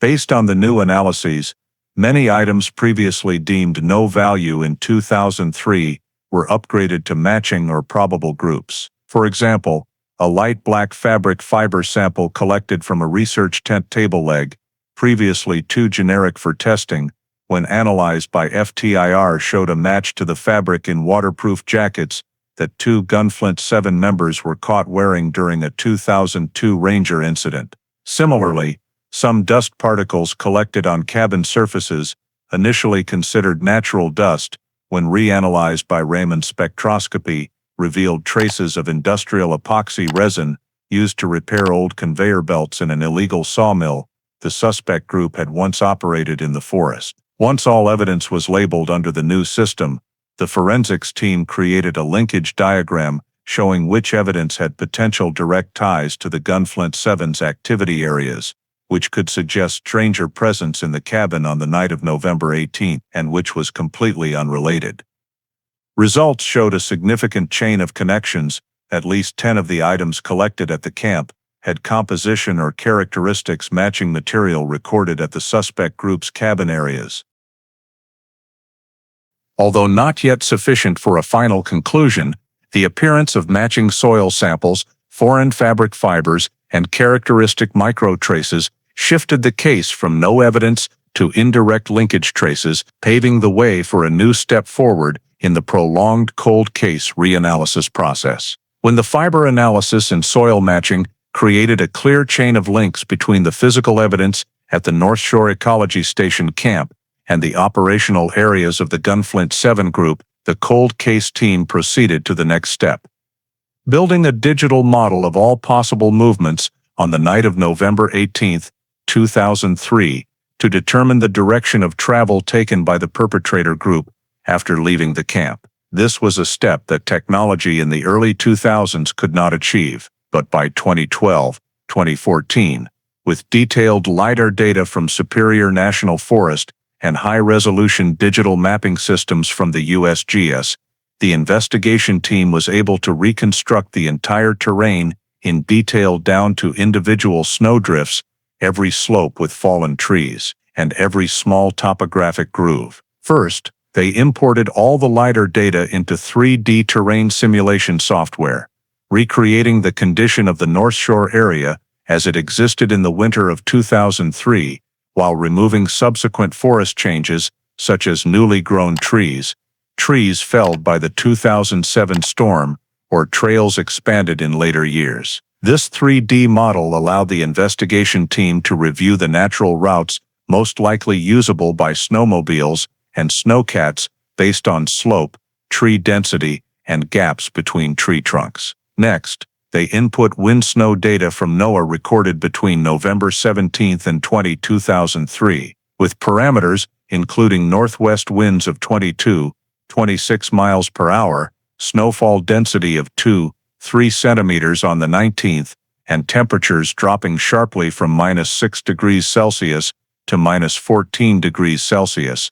The simulation software enabled precise determination of the degree of snow cover over tracks, the timing when grooves might be erased or deformed, and the areas where snow was most likely to preserve compression marks the longest. When running the model in reverse, the experts recreated hour by hour the changes to the snow surface from 6 p.m. on November 18 to 6 a.m. on November 19, noting the regions that still retained compression marks in the lower layers despite new snowfall. These regions were circled as probable routes of the perpetrator group. From there, the team combined the wind-snow model with the snowmobile and snowcat track data collected during the initial investigation. The snowmobile track in the southwest direction best matched a natural route running along the forest edge, where slopes were low and trees sparse, allowing the vehicle to avoid thick ice mounds. The simulation model showed this route was the easiest to travel for a heavily loaded snowmobile, consistent with field data showing deeper than normal tracks. For the snowcat in the southern direction, the model identified only 2 feasible routes that could operate this vehicle without getting stuck. One route running through a flat strip leading near Gneiss Lake, and another following a low slope toward Little Ollie Cabin. When cross-referencing the soil, adhering to the sled dog tie ropes, and soil stuck in the snow compression grooves, with the previous soil matching analysis, the path toward Little Ollie showed higher matching, especially considering the overlapping trace elements. The model then ran another version, simulating group movement on foot based on scattered snow compression data around the camp. When inputting the compression points into the model, and having the software calculate the most probable directions of movement based on 2003 terrain conditions, the results showed the group moving in 2 separate arcs, one arc toward the southwest and a larger arc downward to the south. This strongly reinforced the hypothesis that the perpetrator group split into 2 teams. One team using a snowmobile for quick access to the southwest forest, the remaining team using a snowcat to transport people or heavy items southward. When running the final simulation, a forward model, the software predicted the optimal travel directions for both vehicles if they aimed to return to Granite Cabin or Little Ollie Cabin based on terrain and snow cover speed. The results showed the snowmobile route taken matched a shortcut leading directly to Granite Cabin, while the snowcat route headed straight to the forest road connecting to Little Ollie Cabin. This alignment between the terrain model, wind-snow model, soil matching, and actual track evidence created the highest probability conclusion since the case was recorded. The perpetrator group on the night of November 18 moved in 2 directions, but both returned to the operational area of the Gunflint 7. No travel direction led to a legal residential point, no route headed toward a major highway, and no traces matched the behavior of lost individuals or those seeking help. Everything the model reconstructed pointed to the same conclusion. An organized group approached the camp, acted quickly, departed using 2 vehicles, and withdrew to the deep forest where the Gunflint 7 had cabins and long-term operations. When the digital model of the movement directions on the night of November 18, 2003, had created a tight chain of links between the North Shore camp and the Gunflint 7 operational area. The case remained a cold case because no bodies had been found. Everything truly changed only in the spring of 2015, when ice melted earlier than usual along the narrow valley south of Nice Lake. On May 3rd, a crew from the Minnesota Department of Natural Resources, tasked with inspecting forest drainage pipes in an area about 2 kilometers from Little Ollie Cabin, had one member spot a patch of white bone exposed on the mud from recently melted ice. At first, they thought it was deer bone, but upon closer inspection, the worker realized the bone structure did not resemble any native animal. It was straight, long, and the bone end had clear anatomical features of human bone. Immediately, the crew halted all activity and reported to the area ranger. Within 45 minutes, a ranger arrived at the scene, confirmed it was human bone, and immediately requested a temporary lockdown of the area. The BCA was notified that same afternoon, and by the next morning, a fully equipped forensic team was on site to survey the discovery area.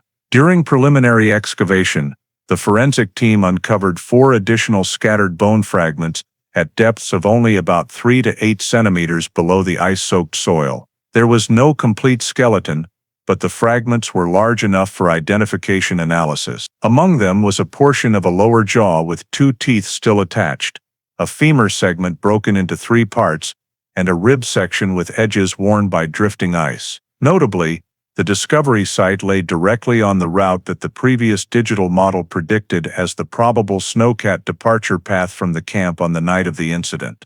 The location had a gentle slope, soft ground when ice melted, and sat between 2 clusters of fir trees, making it an ideal spot to hide bodies in thick snow conditions without leaving subsequent signs. All bones were collected, cleaned, and sent to the BCA DNA lab in St. Paul. Due to decomposition lasting over 10 years and continuous freeze-thaw conditions, DNA extraction was challenging, but in June 2015, after nearly 3 weeks of analysis using modern STR techniques, the lab confirmed a strong match. The DNA sample matched the profile of Marla Hennings, one of the 27 people missing from the North Shore Ecology Station in 2003. Marla's reference DNA profile came from a hairbrush provided by her family when the incident was fresh, and the match achieved high reliability. This was the first body of any victim from the group of 27 found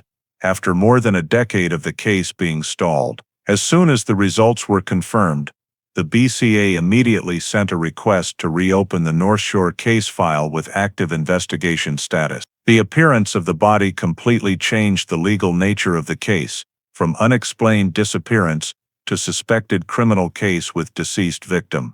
The Cook County Prosecutor's Office was notified the same day, and expanded excavation of the discovery area was approved to search for remaining body parts or other bodies in the vicinity. This event marked the turning point that nearly the entire investigation force had awaited for over 11 years, from a case with no bodies and no direct evidence. They now had an identified victim, a legal and practical anchor to revisit the entire file, reassess investigation directions, and re-examine previously built links. Finding the first body also reinforced the value of the digital model reconstructing the incident night movement, as the discovery location lay in the suspect travel route area that the model predicted with the highest probability. This was the first time in many years that real field data verified an investigative model. Finding the body left no doubt that the 27 people did not disappear due to accident or getting lost. At least one had died and been dumped in snowy conditions. The North Shore Ecology Station file, seemingly destined to remain frozen forever, was officially restarted with full forensic and investigative forces returning to the pursuit of the truth. Immediately after Marla Hennings' identity was confirmed via STR analysis, the BCA launched a large-scale search around the bone discovery area, expanding the survey radius from 300 meters to over 1.2 kilometers in all 3 directions, south, southeast, and southwest, corresponding to the travel routes identified by the digital model in the incident night reconstruction phase. To maximize detection of subsurface anomalies in mixed forest terrain, the forensic team used a 2014 ground-penetrating radar system with a 400 MHz antenna capable of scanning down to 3 meters and distinguishing disturbed soil layers from burial versus natural layers. After 3 days of continuous grid pattern scanning, the GPR detected a total of 7 anomalies, abnormal response areas, scattered along the southeast edge of Nice Lake. These anomalies ranged in size from 1.5 core 2 meters to 3 core 2 4 meters, with response depths varying from 40 to 110 centimeters, and response shapes often appearing as unevenly compacted soil patches, indicating a high likelihood of hand-dug graves later covered with snow and soil. Some anomalies even showed slight curved reflection bands in the lower layer, characteristic of large organic objects clustered together. When GPR was rerun from multiple angles for confirmation, at least 4 anomalies gave strong, consistent, and prolonged responses, sufficient to request excavation under forensic protocol. On May 21, 2015, the BCA approved a large-scale excavation plan. The forensic team established a 400-meter radius zone around anomaly number 3. The largest response area, set up shelter tents, laid preservation tarps, and began digging the top soil layer with hand tools to avoid disturbing lower layers. At about 55 centimeters depth, a technician's shovel hit an object with different texture, softer than surrounding soil, and when cleaned with a forensic brush, a human bone section appeared, lying in relatively intact anatomical position. When expanding 70 centimeters horizontally, the team discovered ribs and spine of a second person, lying parallel and about 40 centimeters from the first body. This was clear evidence of a mass grave. Over the next 3 days, the forensic team excavated the 4 largest anomalies and discovered a total of 22 bodies at 7 scattered burial sites. Each grave contained 2 to 5 bodies, placed close together but without any specific order. Many bodies lay on their sides, some face down, and some shifted due to soil compression and snow weight over the years. The team had to separate each body using careful layer-by-layer methods.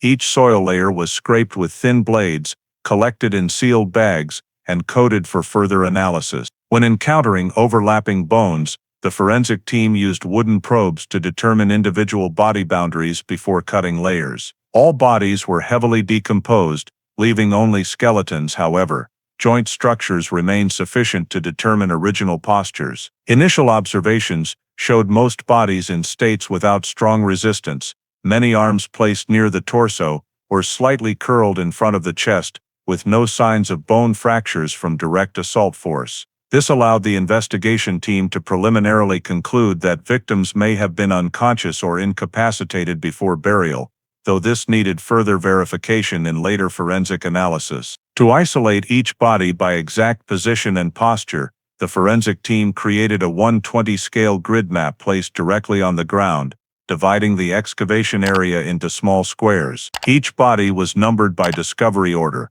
while also recording 3-dimensional positions for later reconstruction modeling. In the second grave, 3 bodies were found staggered in a fan shape, heads pointing toward the same southwest direction. The 4th body lay near the grave edge, with leg bones twisted diagonally due to soil slippage from melt seasons. The 3rd grave contained 4 bodies covered under thick soil mixed with ash fragments, indicating the area may have been partially burned before burial, but not to incinerate bodies, possibly to destroy surface traces. The largest grave, nearly 4 meters long, contained a total of 5 bodies. Their postures lay crowded together, showing they were placed at the same time or very close in time. Many bodies showed anatomically misplaced bones, such as arm bones pressed under another body, indicating the diggers spent little time arranging. The remaining bodies lay in 4 smaller graves, each with 2 to 3 people. Notably, all grave locations formed a wide arc extending 600 meters, almost perfectly matching the snowcat route predicted by the digital model. This indicated the bodies were very likely transported by motorized vehicle from the camp to this area before mass burial. When all 22 bodies were isolated, collected, and placed in individual body bags, each bag was coded by position and order in the grave for identification purposes. Discovering such a large number of bodies in a concentrated, intentional burial pattern prompted the BCA to immediately report to the Cook County Prosecutor's Office, as this shifted the case from only one body to discovery of multiple mass graves bearing signs of serious crime.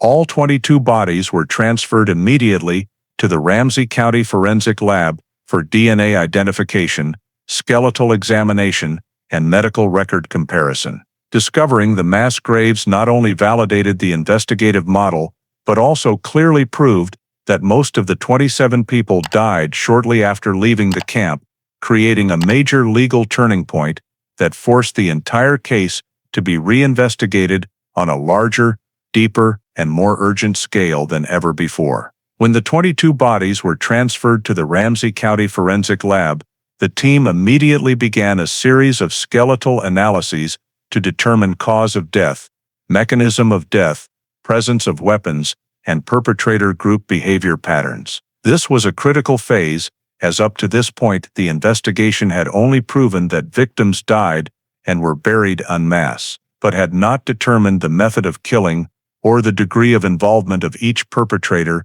in the 6-7-person group previously indicated by the digital model and forensic evidence. The first step in the analysis was examining direct traces on the skeletons. Forensic technicians conducted full X-rays of long bones, skulls, and ribs to identify metal foreign objects or characteristic cracks from force impact.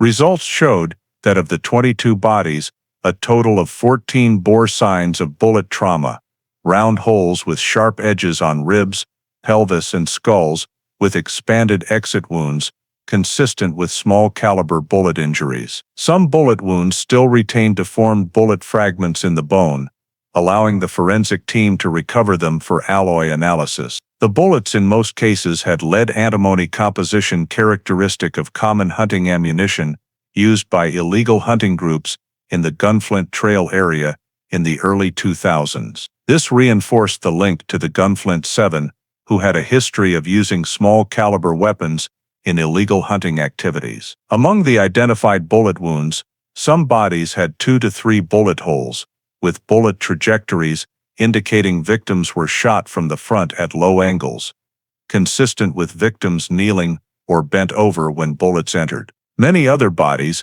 had only one bullet passing through the skull, positioned on the right forehead or temple, indicating close-range shots to ensure rapid death. Small marks on the inner skull surface recorded spalling, a feature commonly seen in shots fired at distances under 2 meters. In addition to bullet marks, the forensic team discovered another group of traces on the bones of 8 bodies, clean, sharp cuts with clear edges on arm bones, collar bones, and lower leg bones. Based on cut depth, contact angle, and bone edge chipping, the team determined these were not animal bites, not impacts from digging tools, but cuts made by a small axe or tomahawk.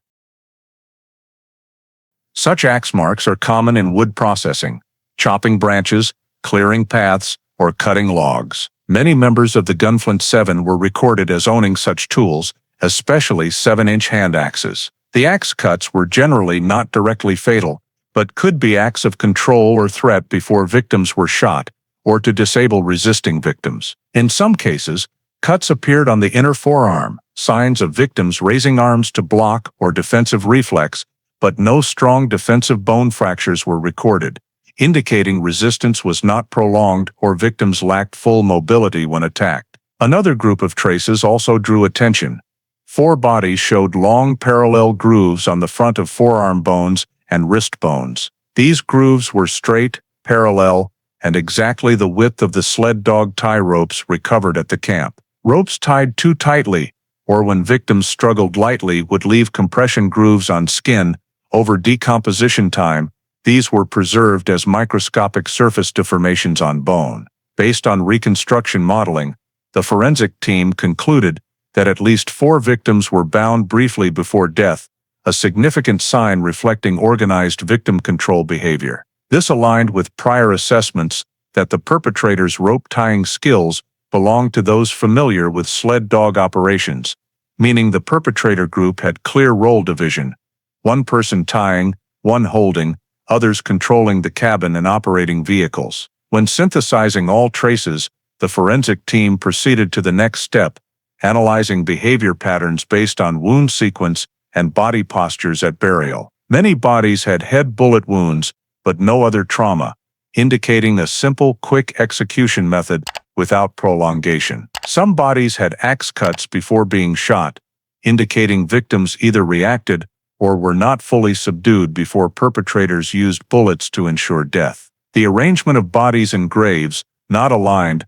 not ordered, indicated burial was done quickly, under time constraints, likely at night, and in conditions requiring rapid concealment. In the two largest graves, bodies lay close together, many overlapping, indicating the perpetrator group lacked large digging tools and used only hand shovels or axes to dig frozen ground. This fit a group of hunters or loggers without excavating machinery. Analysis of the trace maze on bones revealed clear role division in the perpetrator group, two likely using small caliber rifles, one using a small axe for control or threat, one specializing in tying with sled dog ropes, and the rest handling body transport and driving snowmobiles or snowcats. Bullet wound characteristics also allowed the forensic team to hypothesize differences in shooting skills among perpetrators, one shooting skulls with high accuracy, indicating possible firearms training, the other shooting at close range with less angle control, creating more inconsistent wounds. When analyzing recovered bullets, the forensic team found differences in rifling marks, indicating at least 3 firearms used in the case. This was one of the key findings, as the behavior model shifted from assuming one group to confirming an internal small organization. 2 armed, 1 or 2 handling tying and control, the rest responsible for body transport and grave digging. Weapons used were identified as common, 22 LR rifles for small game hunting, 1.223 Remington, though not military, much more powerful than .22 and often found with illegal hunters, and small 6-7-inch hand axes matching the cuts. The forensic team also completely ruled out post-death animal scavenging because all bone-edge traces had tool shapes, not bite marks. The overall conclusion presented by the forensic team to the BCA: victims were killed using a combination of firearms and axes, with at least 3 directly inflicting injuries, and the entire act was organized, with role division and intent for rapid body concealment. This provided a solid foundation to shift from scene analysis to pursuing specific suspects linked to weapons, behavior, and the movement pattern on the night of November 18, 2003, moving the investigation into the perpetrator identification phase.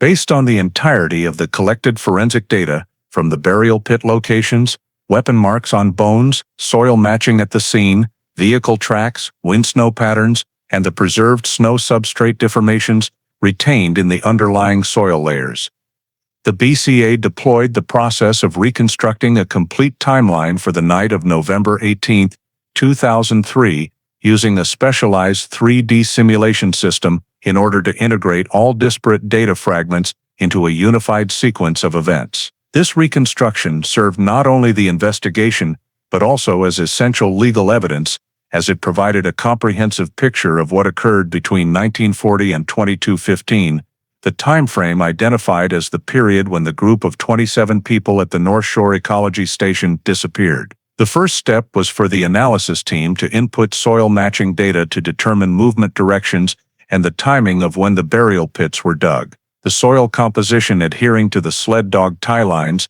and soil collected near the cabin door matched samples from the southeast area of Nice Lake, where 7 GPR anomalies and 22 buried bodies were discovered. This data was entered into the model as source-destination vectors, allowing the software to determine the most logical movement route between the camp and the body disposal site based on the 2003 forest terrain. Next, the team input the locations of all recorded snowmobile and snowcat tracks from November 19, 2003. The snowmobile tracks from the southwest direction showed high overlap with the narrow trail that looped around the forest edge before merging into the main route leading to Granite Cabin. The snowcat tracks from the south aligned with a wider route suitable for heavy vehicles pulling sleds. Combining the two routes, the software constructed 2 separate movement branches, one small and maneuverable, one for heavy loads, then merged them at the intersection point near the burial pit area. After establishing the movement routes, the team moved on to integrating data from the bodies. Isolating bone postures and injuries helped estimate the relative sequence of deaths. Bodies with only a single gunshot wound to the skull were classified into the immediate death group. Bodies with slash marks on arm bones were placed in the resisted but quickly subdued group. Bodies showing signs of binding were assigned to the detained prior to death group.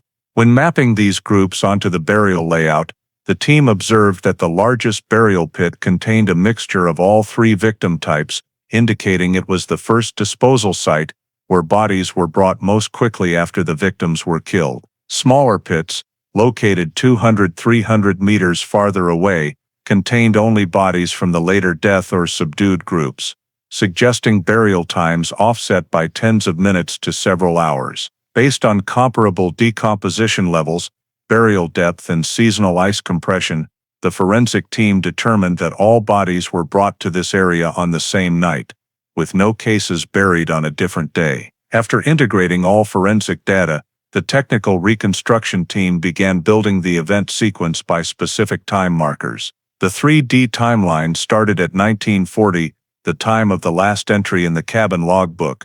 In the model, the cabin was rendered to exact real dimensions, positioned among 5 auxiliary cabins and the sled dog area. As the simulation clock advanced to 1945, the wind-snow model displayed actual weather conditions, northwest winds at 22 miles per hour, light snowfall. Colored dots representing the perpetrator group appeared on the map from 2 directions, 3 individuals from the southwest, 3 to 4 from the south. The software calculated their arrival at the cabin approximately 1955-2005, based on average snowmobile and snowcat speeds in deep snow. During the approach simulation, the software showed the perpetrator group turning off vehicle lights 150-200 meters from the cabin, then proceeding on foot. This aligned with the absence of forced entry marks at the cabin. Inside the cabin, the model reconstructed the disturbance scene.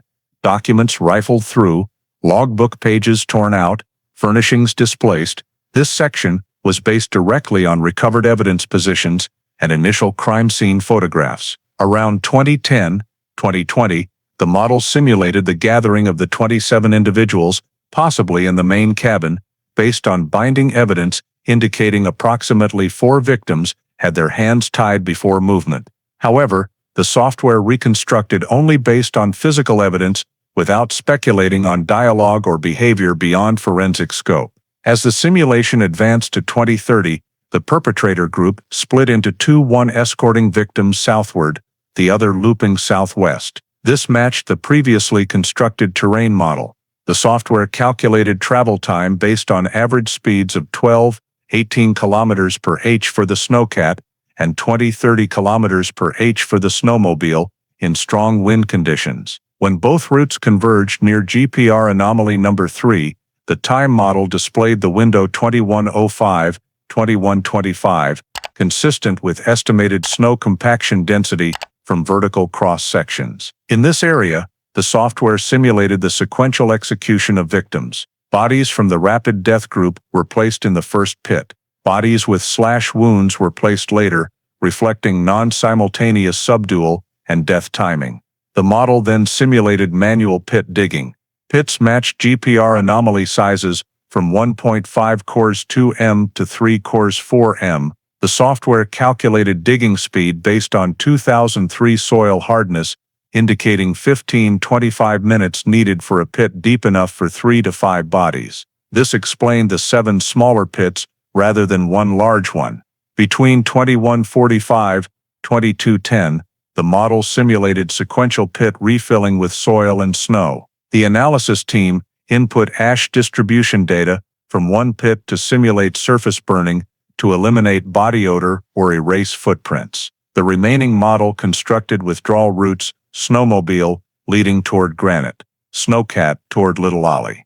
When run with wind-snow data, the software showed all tracks would be obscured by snow by the morning of November 19th, matching initial observation results. Upon timeline completion, the 3D model depicted the entire sequence: cabin approach, control of the 27 individuals, group splitting, dual route transport, execution, body burial, surface burning, and withdrawal before 2215. This was the first time the BCA had a unified model, proving the event could not be an accident or natural disappearance, but rather an organized sequence of actions, executed methodically by a group of 6 to 7 perpetrators. This model became the foundation for the next phase of the investigation.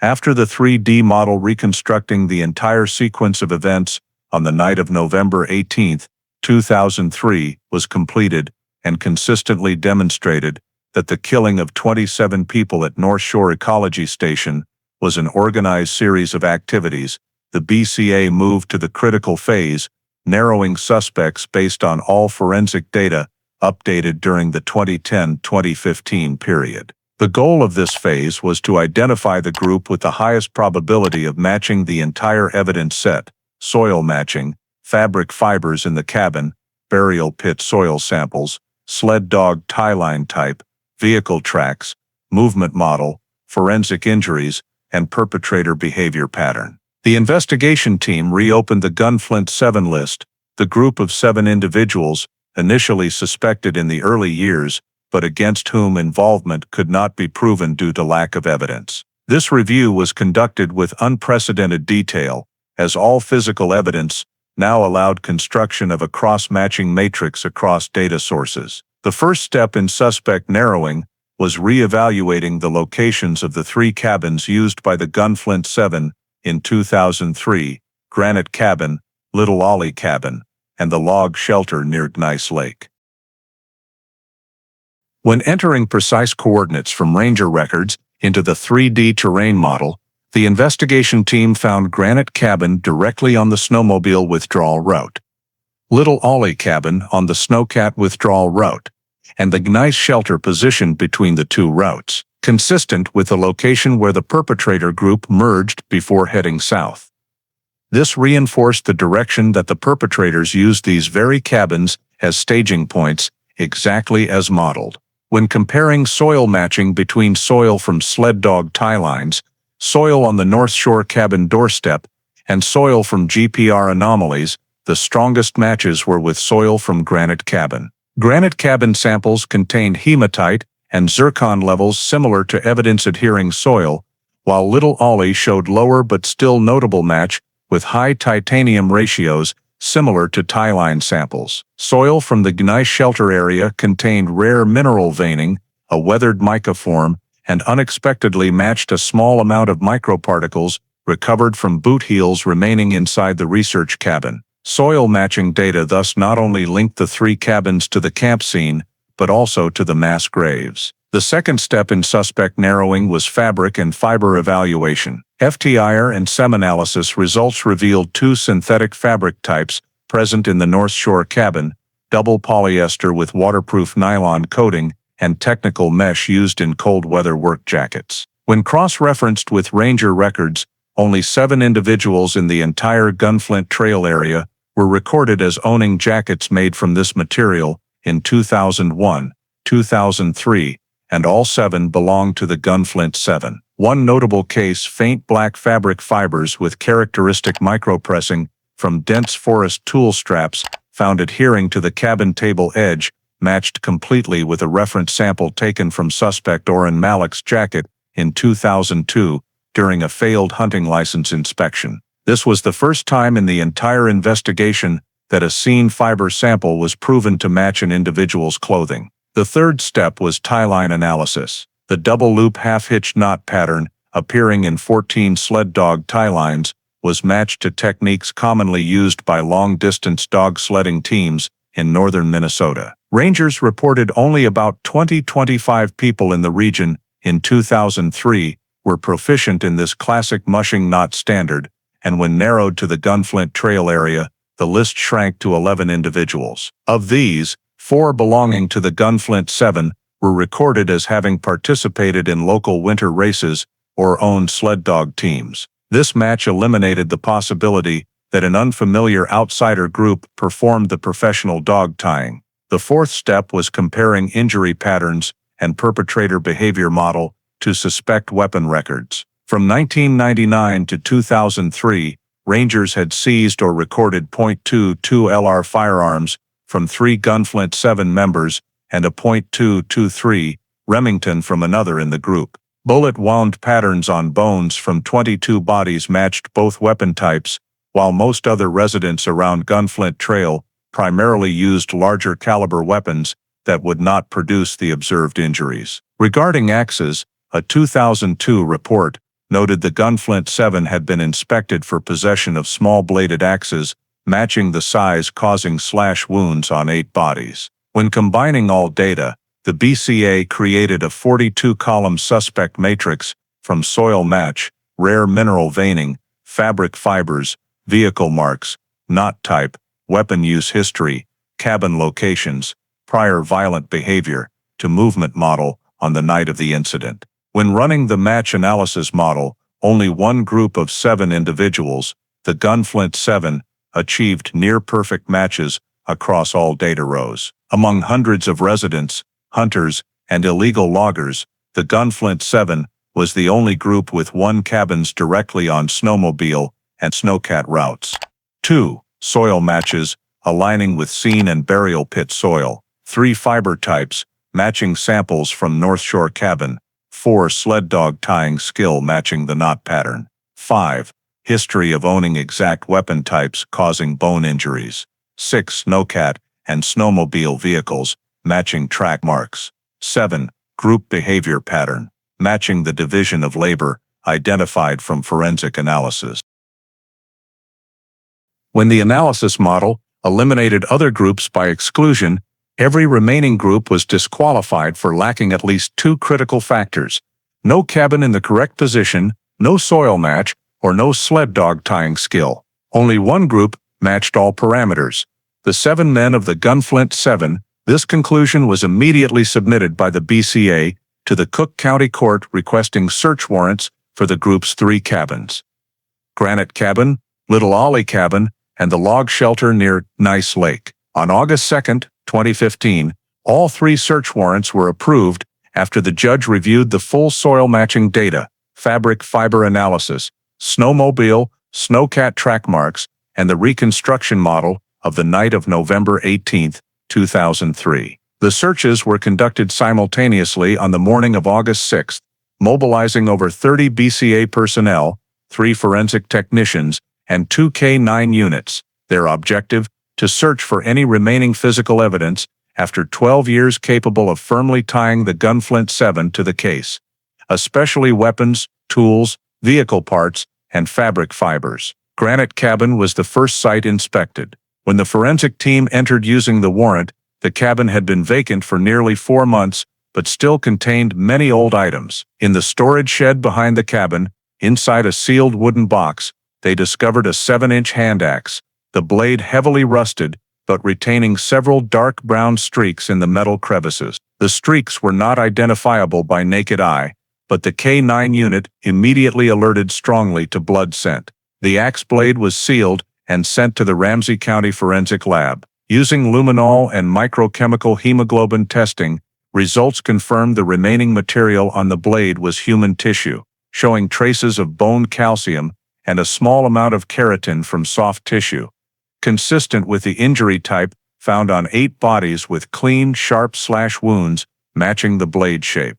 This was the first physical evidence directly linking a Gunflint 7 tool to the case's characteristic injuries. The remaining tissue was too degraded for full DNA extraction, but histological composition was sufficient to prove prior contact with human tissue, and geometric compatibility between the blade and bone slash marks further strengthened the connection. In Granite Cabin, the forensic team also recovered a small fabric piece, approximately 5 centimeters long, wedged under an old metal bed frame. Visually, it appeared as a torn section from a work jacket, but FTIR analysis confirmed it was waterproof polyester, nylon identical to the fiber sample found in the North Shore research cabin. SM also detected manganese microparticles on the fibers identical to particles found on sled dog tie lines. This fabric piece alone, in the context of all prior analysis, held significant legal value by proving the presence of material identical to that appearing in the victim cabin,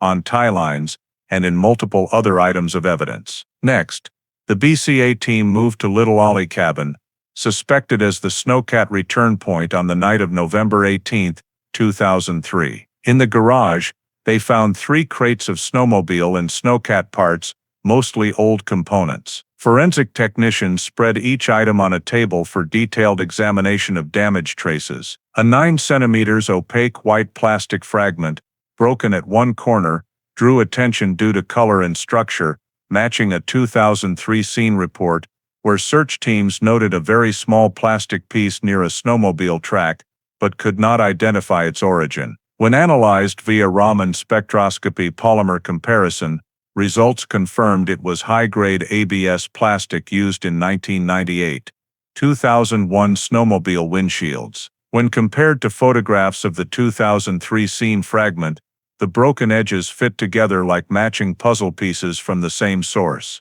This proved the snowmobile present at the camp on the night of the crime was the very snowmobile stored at Little Ollie cabin, a direct physical link the case had lacked for 12 years. Beyond the plastic piece, the search team also discovered a snow-covered handlebar pad in a tool crate. Beneath the rubber layer were 3 fabric fibers mixed with frozen mud.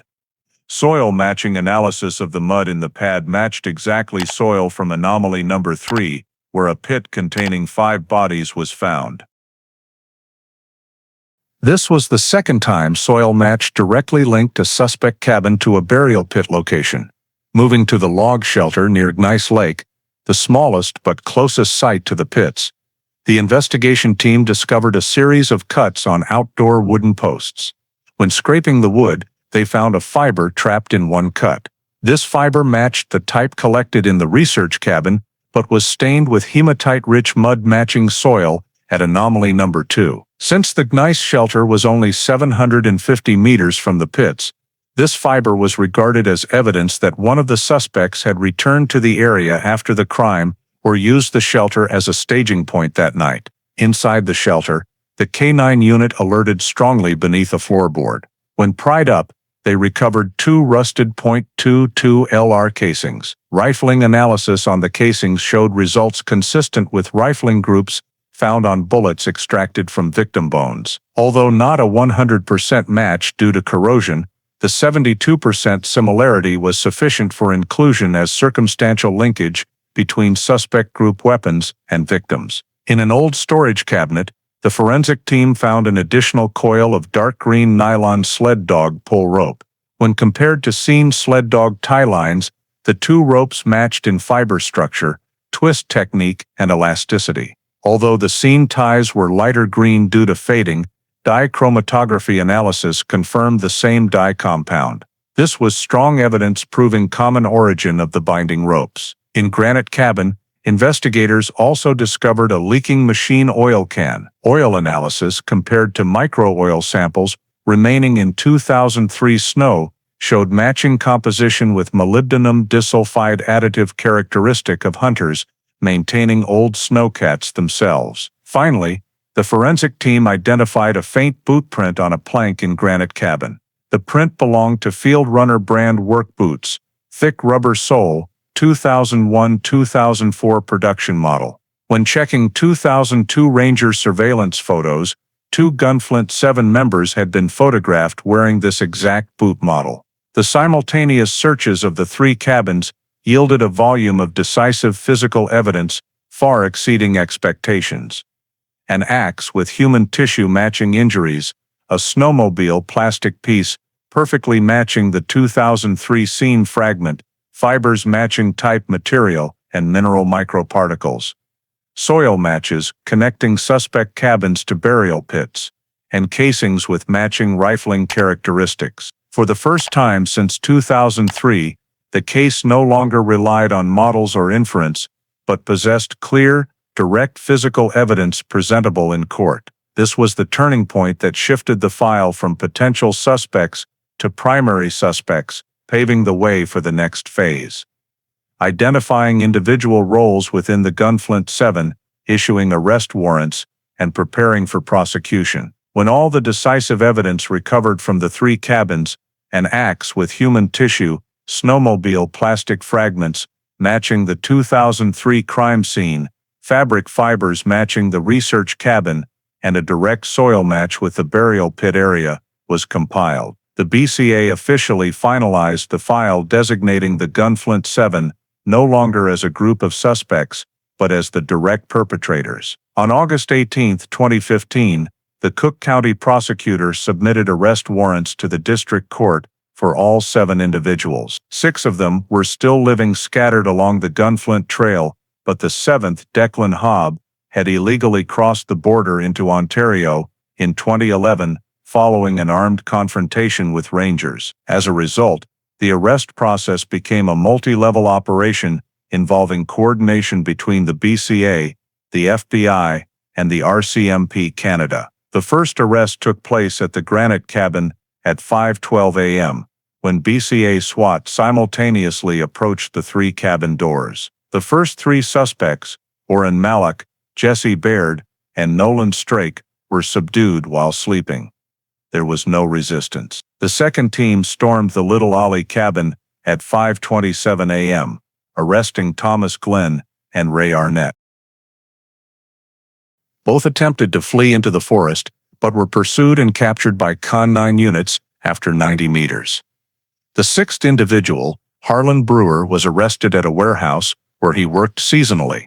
The final one, Declan Hobb, was apprehended in Thunder Bay after the FBI issued a red notice through the Interpol system based on a federal arrest warrant accompanied by charges of illegal border crossing. The RCMP and FBI team ambushed Hobb as he left a farm equipment repair shop, seizing a rusted .223 Remington rifle and a hunting knife in his backpack. Immediately after arresting all 7, the Cook County prosecutor held the first press conference in 12 years, publicly confirming this as the largest mass murder in Cook County history.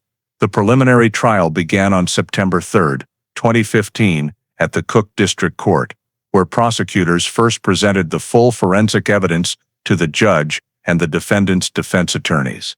The highlight of the hearing was the 3D simulation of the entire night of the crime, a highly detailed reconstruction using LiDAR data, soil matches, vehicle tracks, and body analysis. When the prosecution launched the model, images displayed the snowmobile and snowcat movement routes, the times of approach to the cabin, the distribution of bodies in the burial pit, and the burial behavior. Prosecutors explained each detail by projecting side-by-side images of the 2003 crime scene, the 2015 excavation photos, and the simulation reconstruction. The snowmobile tracks were shown in recreated form, matching the plastic fragments from the windshield recovered at the Little Ollie cabin. When the software aligned the broken edge of the crime scene fragment and placed it next to the cabin fragment, the 2 fracture edges fit perfectly. Defense attorneys attempted to object, claiming it was merely a polymer similarity, but the prosecution presented Raman analysis with a 99.2% matching vibrational spectrum, a level that could not be considered random coincidence. The axe with human tissue was introduced as the next exhibit. The prosecution displayed luminol results, SEM images, histological analysis results, and comparative images between the axe's blade edge and the chop marks on the victim's bones. Under 400x magnification, the axe's blade trajectory on the bone and the chip on the blade edge matched at a microscopic geometric level. This was one of the most impactful pieces of evidence in the trial. Next, the prosecution presented soil matching between the granite cabin soil, the victim's cabin soil, and the GPR anomaly soil. The mineral spectrum chart showed rare hematite, zircon, and mica fingerprints matching samples from the granite cabin in anomaly number 3. A BCA forensic geologist testified, affirming that the probability of random coincidence for 3 different soil points sharing 3 rare mineral fingerprints was nearly 0. When defense attorneys attempted to argue about natural soil movement in the forest, the prosecution projected images of the smooth soil layer without erosion, showing that the burial pit area surface had no flow capable of carrying soil from the cabin. Another important part was the fabric fiber analysis.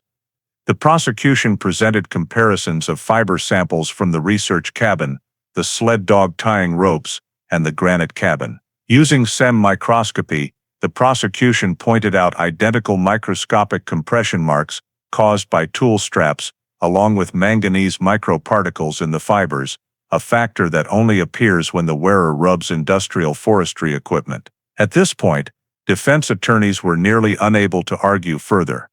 The hearing continued with field testimony from those who directly excavated the bodies. Forensic technicians described the body postures, burial depth, and signs indicating the pit was dug quickly with manual tools, consistent with the perpetrator group lacking large digging equipment.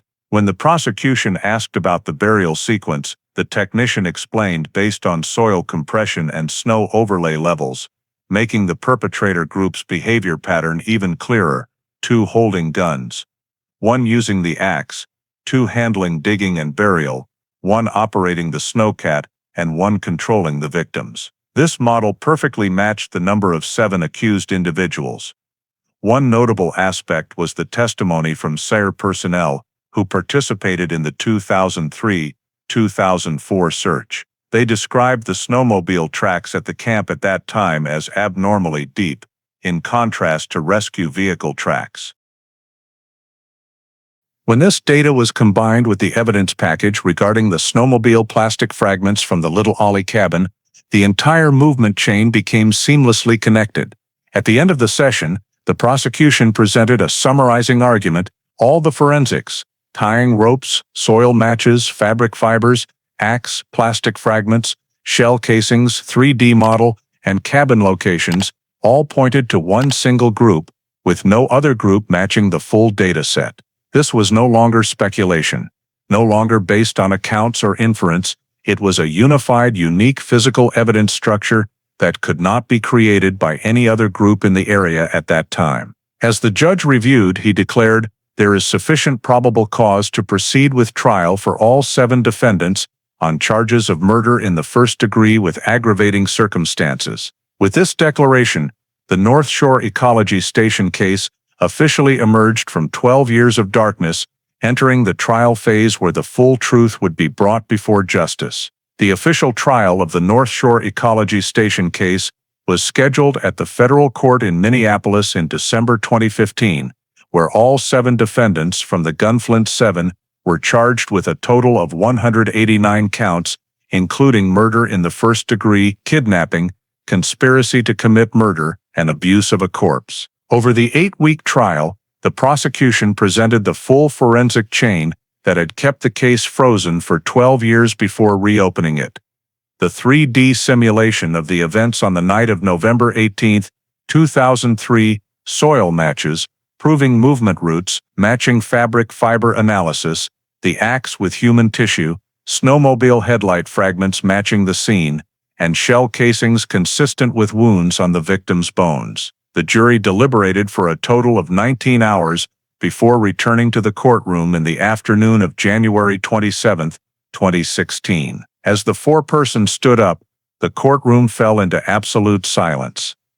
Guilty on all counts, all 7 defendants, Orrin Malik, Jesse Baird, Nolan Strake, Thomas Glenn, Ray Arnett, Harlan Brewer, and Declan Hobb, were convicted on every charge. The sentencing phase took place a week later, during which the prosecution requested the maximum sentence due to the brutality, number of victims, and organized nature of the crime. Federal Judge Harriet Colson announced the sentence in a hearing lasting less than 30 minutes. Given the number of victims exceeding any case ever brought before this court, the level of brutality evidenced by forensic traces, and the preparation, coordination, and concealment over many years, the court sentences life imprisonment without parole, life without parole, for all 7 defendants. None of the defendants reacted strongly. Only Brewer bowed his head, while Hobbs stared straight at the judge's bench without saying a word. When the sentence was signed, the 2003 cold case file was officially closed. The BCA released the final report, confirming that all physical, forensic, and simulation evidence converged to decode the mass disappearance that had once shocked the entire state of Minnesota. After 12 years stalled in deadlock, the North Shore Ecology Station case ended with an absolute conviction, removing the 7 perpetrators from the community and restoring the truth to the 27 victims buried in the deep forest ice. The story of the North Shore Ecology Station case, concluding in 2016, is not only a shocking criminal tragedy in northern Minnesota, but also clearly reflects the societal challenges that the United States still faces today. The isolation of rural communities, limitations in law enforcement systems in border areas, and especially the risk of small organized groups exploiting control gaps to commit serious crimes. The silent disappearance of 27 people deep in the forest, leaving no bodies or clear traces for over a decade, demonstrates the danger level of vast areas with infrequent monitoring. Currently, remote regions in Alaska, Montana, Wyoming, or along the Appalachian Trail still face similar risks. Delays in initial response can turn a quickly resolvable incident into a cold case lasting years. An important lesson from this story is the value of modern forensic technology. Without soil matching techniques using LIBS, fabric fiber analysis by SAM, or 3D modeling reconstructing movement on the night of the incident, the BCA could not have broken through the 12-year ice layer covering the file. This reminds us that investing in forensic science is not just investing in criminology, but investing in truth, justice, and the ability to protect communities. Another thought-provoking detail is how minor violations, like illegal logging, can escalate into extreme violence if not addressed promptly. The United States currently faces many issues in rural areas: illegal mining activities, extreme hunting groups, or sovereign citizens groups who consider themselves outside the law. The story reminds us that lax oversight of such groups can lead to unpredictable consequences. Finally, the story conveys a powerful message about perseverance. Even though the case was frozen for over 10 years, the persistence of investigators, advancements in science, and the community's determination ensured that justice was ultimately served. The lesson for every American today is: report anything unusual, do not underestimate risks, just because you live in a peaceful area, and always believe in the value of truth, even if it sleeps under ice for years. If you want to continue following meticulously investigated and reconstructed stories like the North Shore Ecology Station case, remember to hit subscribe so you don't miss any videos. Thank you for sticking with me until the end. See you in the next journey to uncover the truth.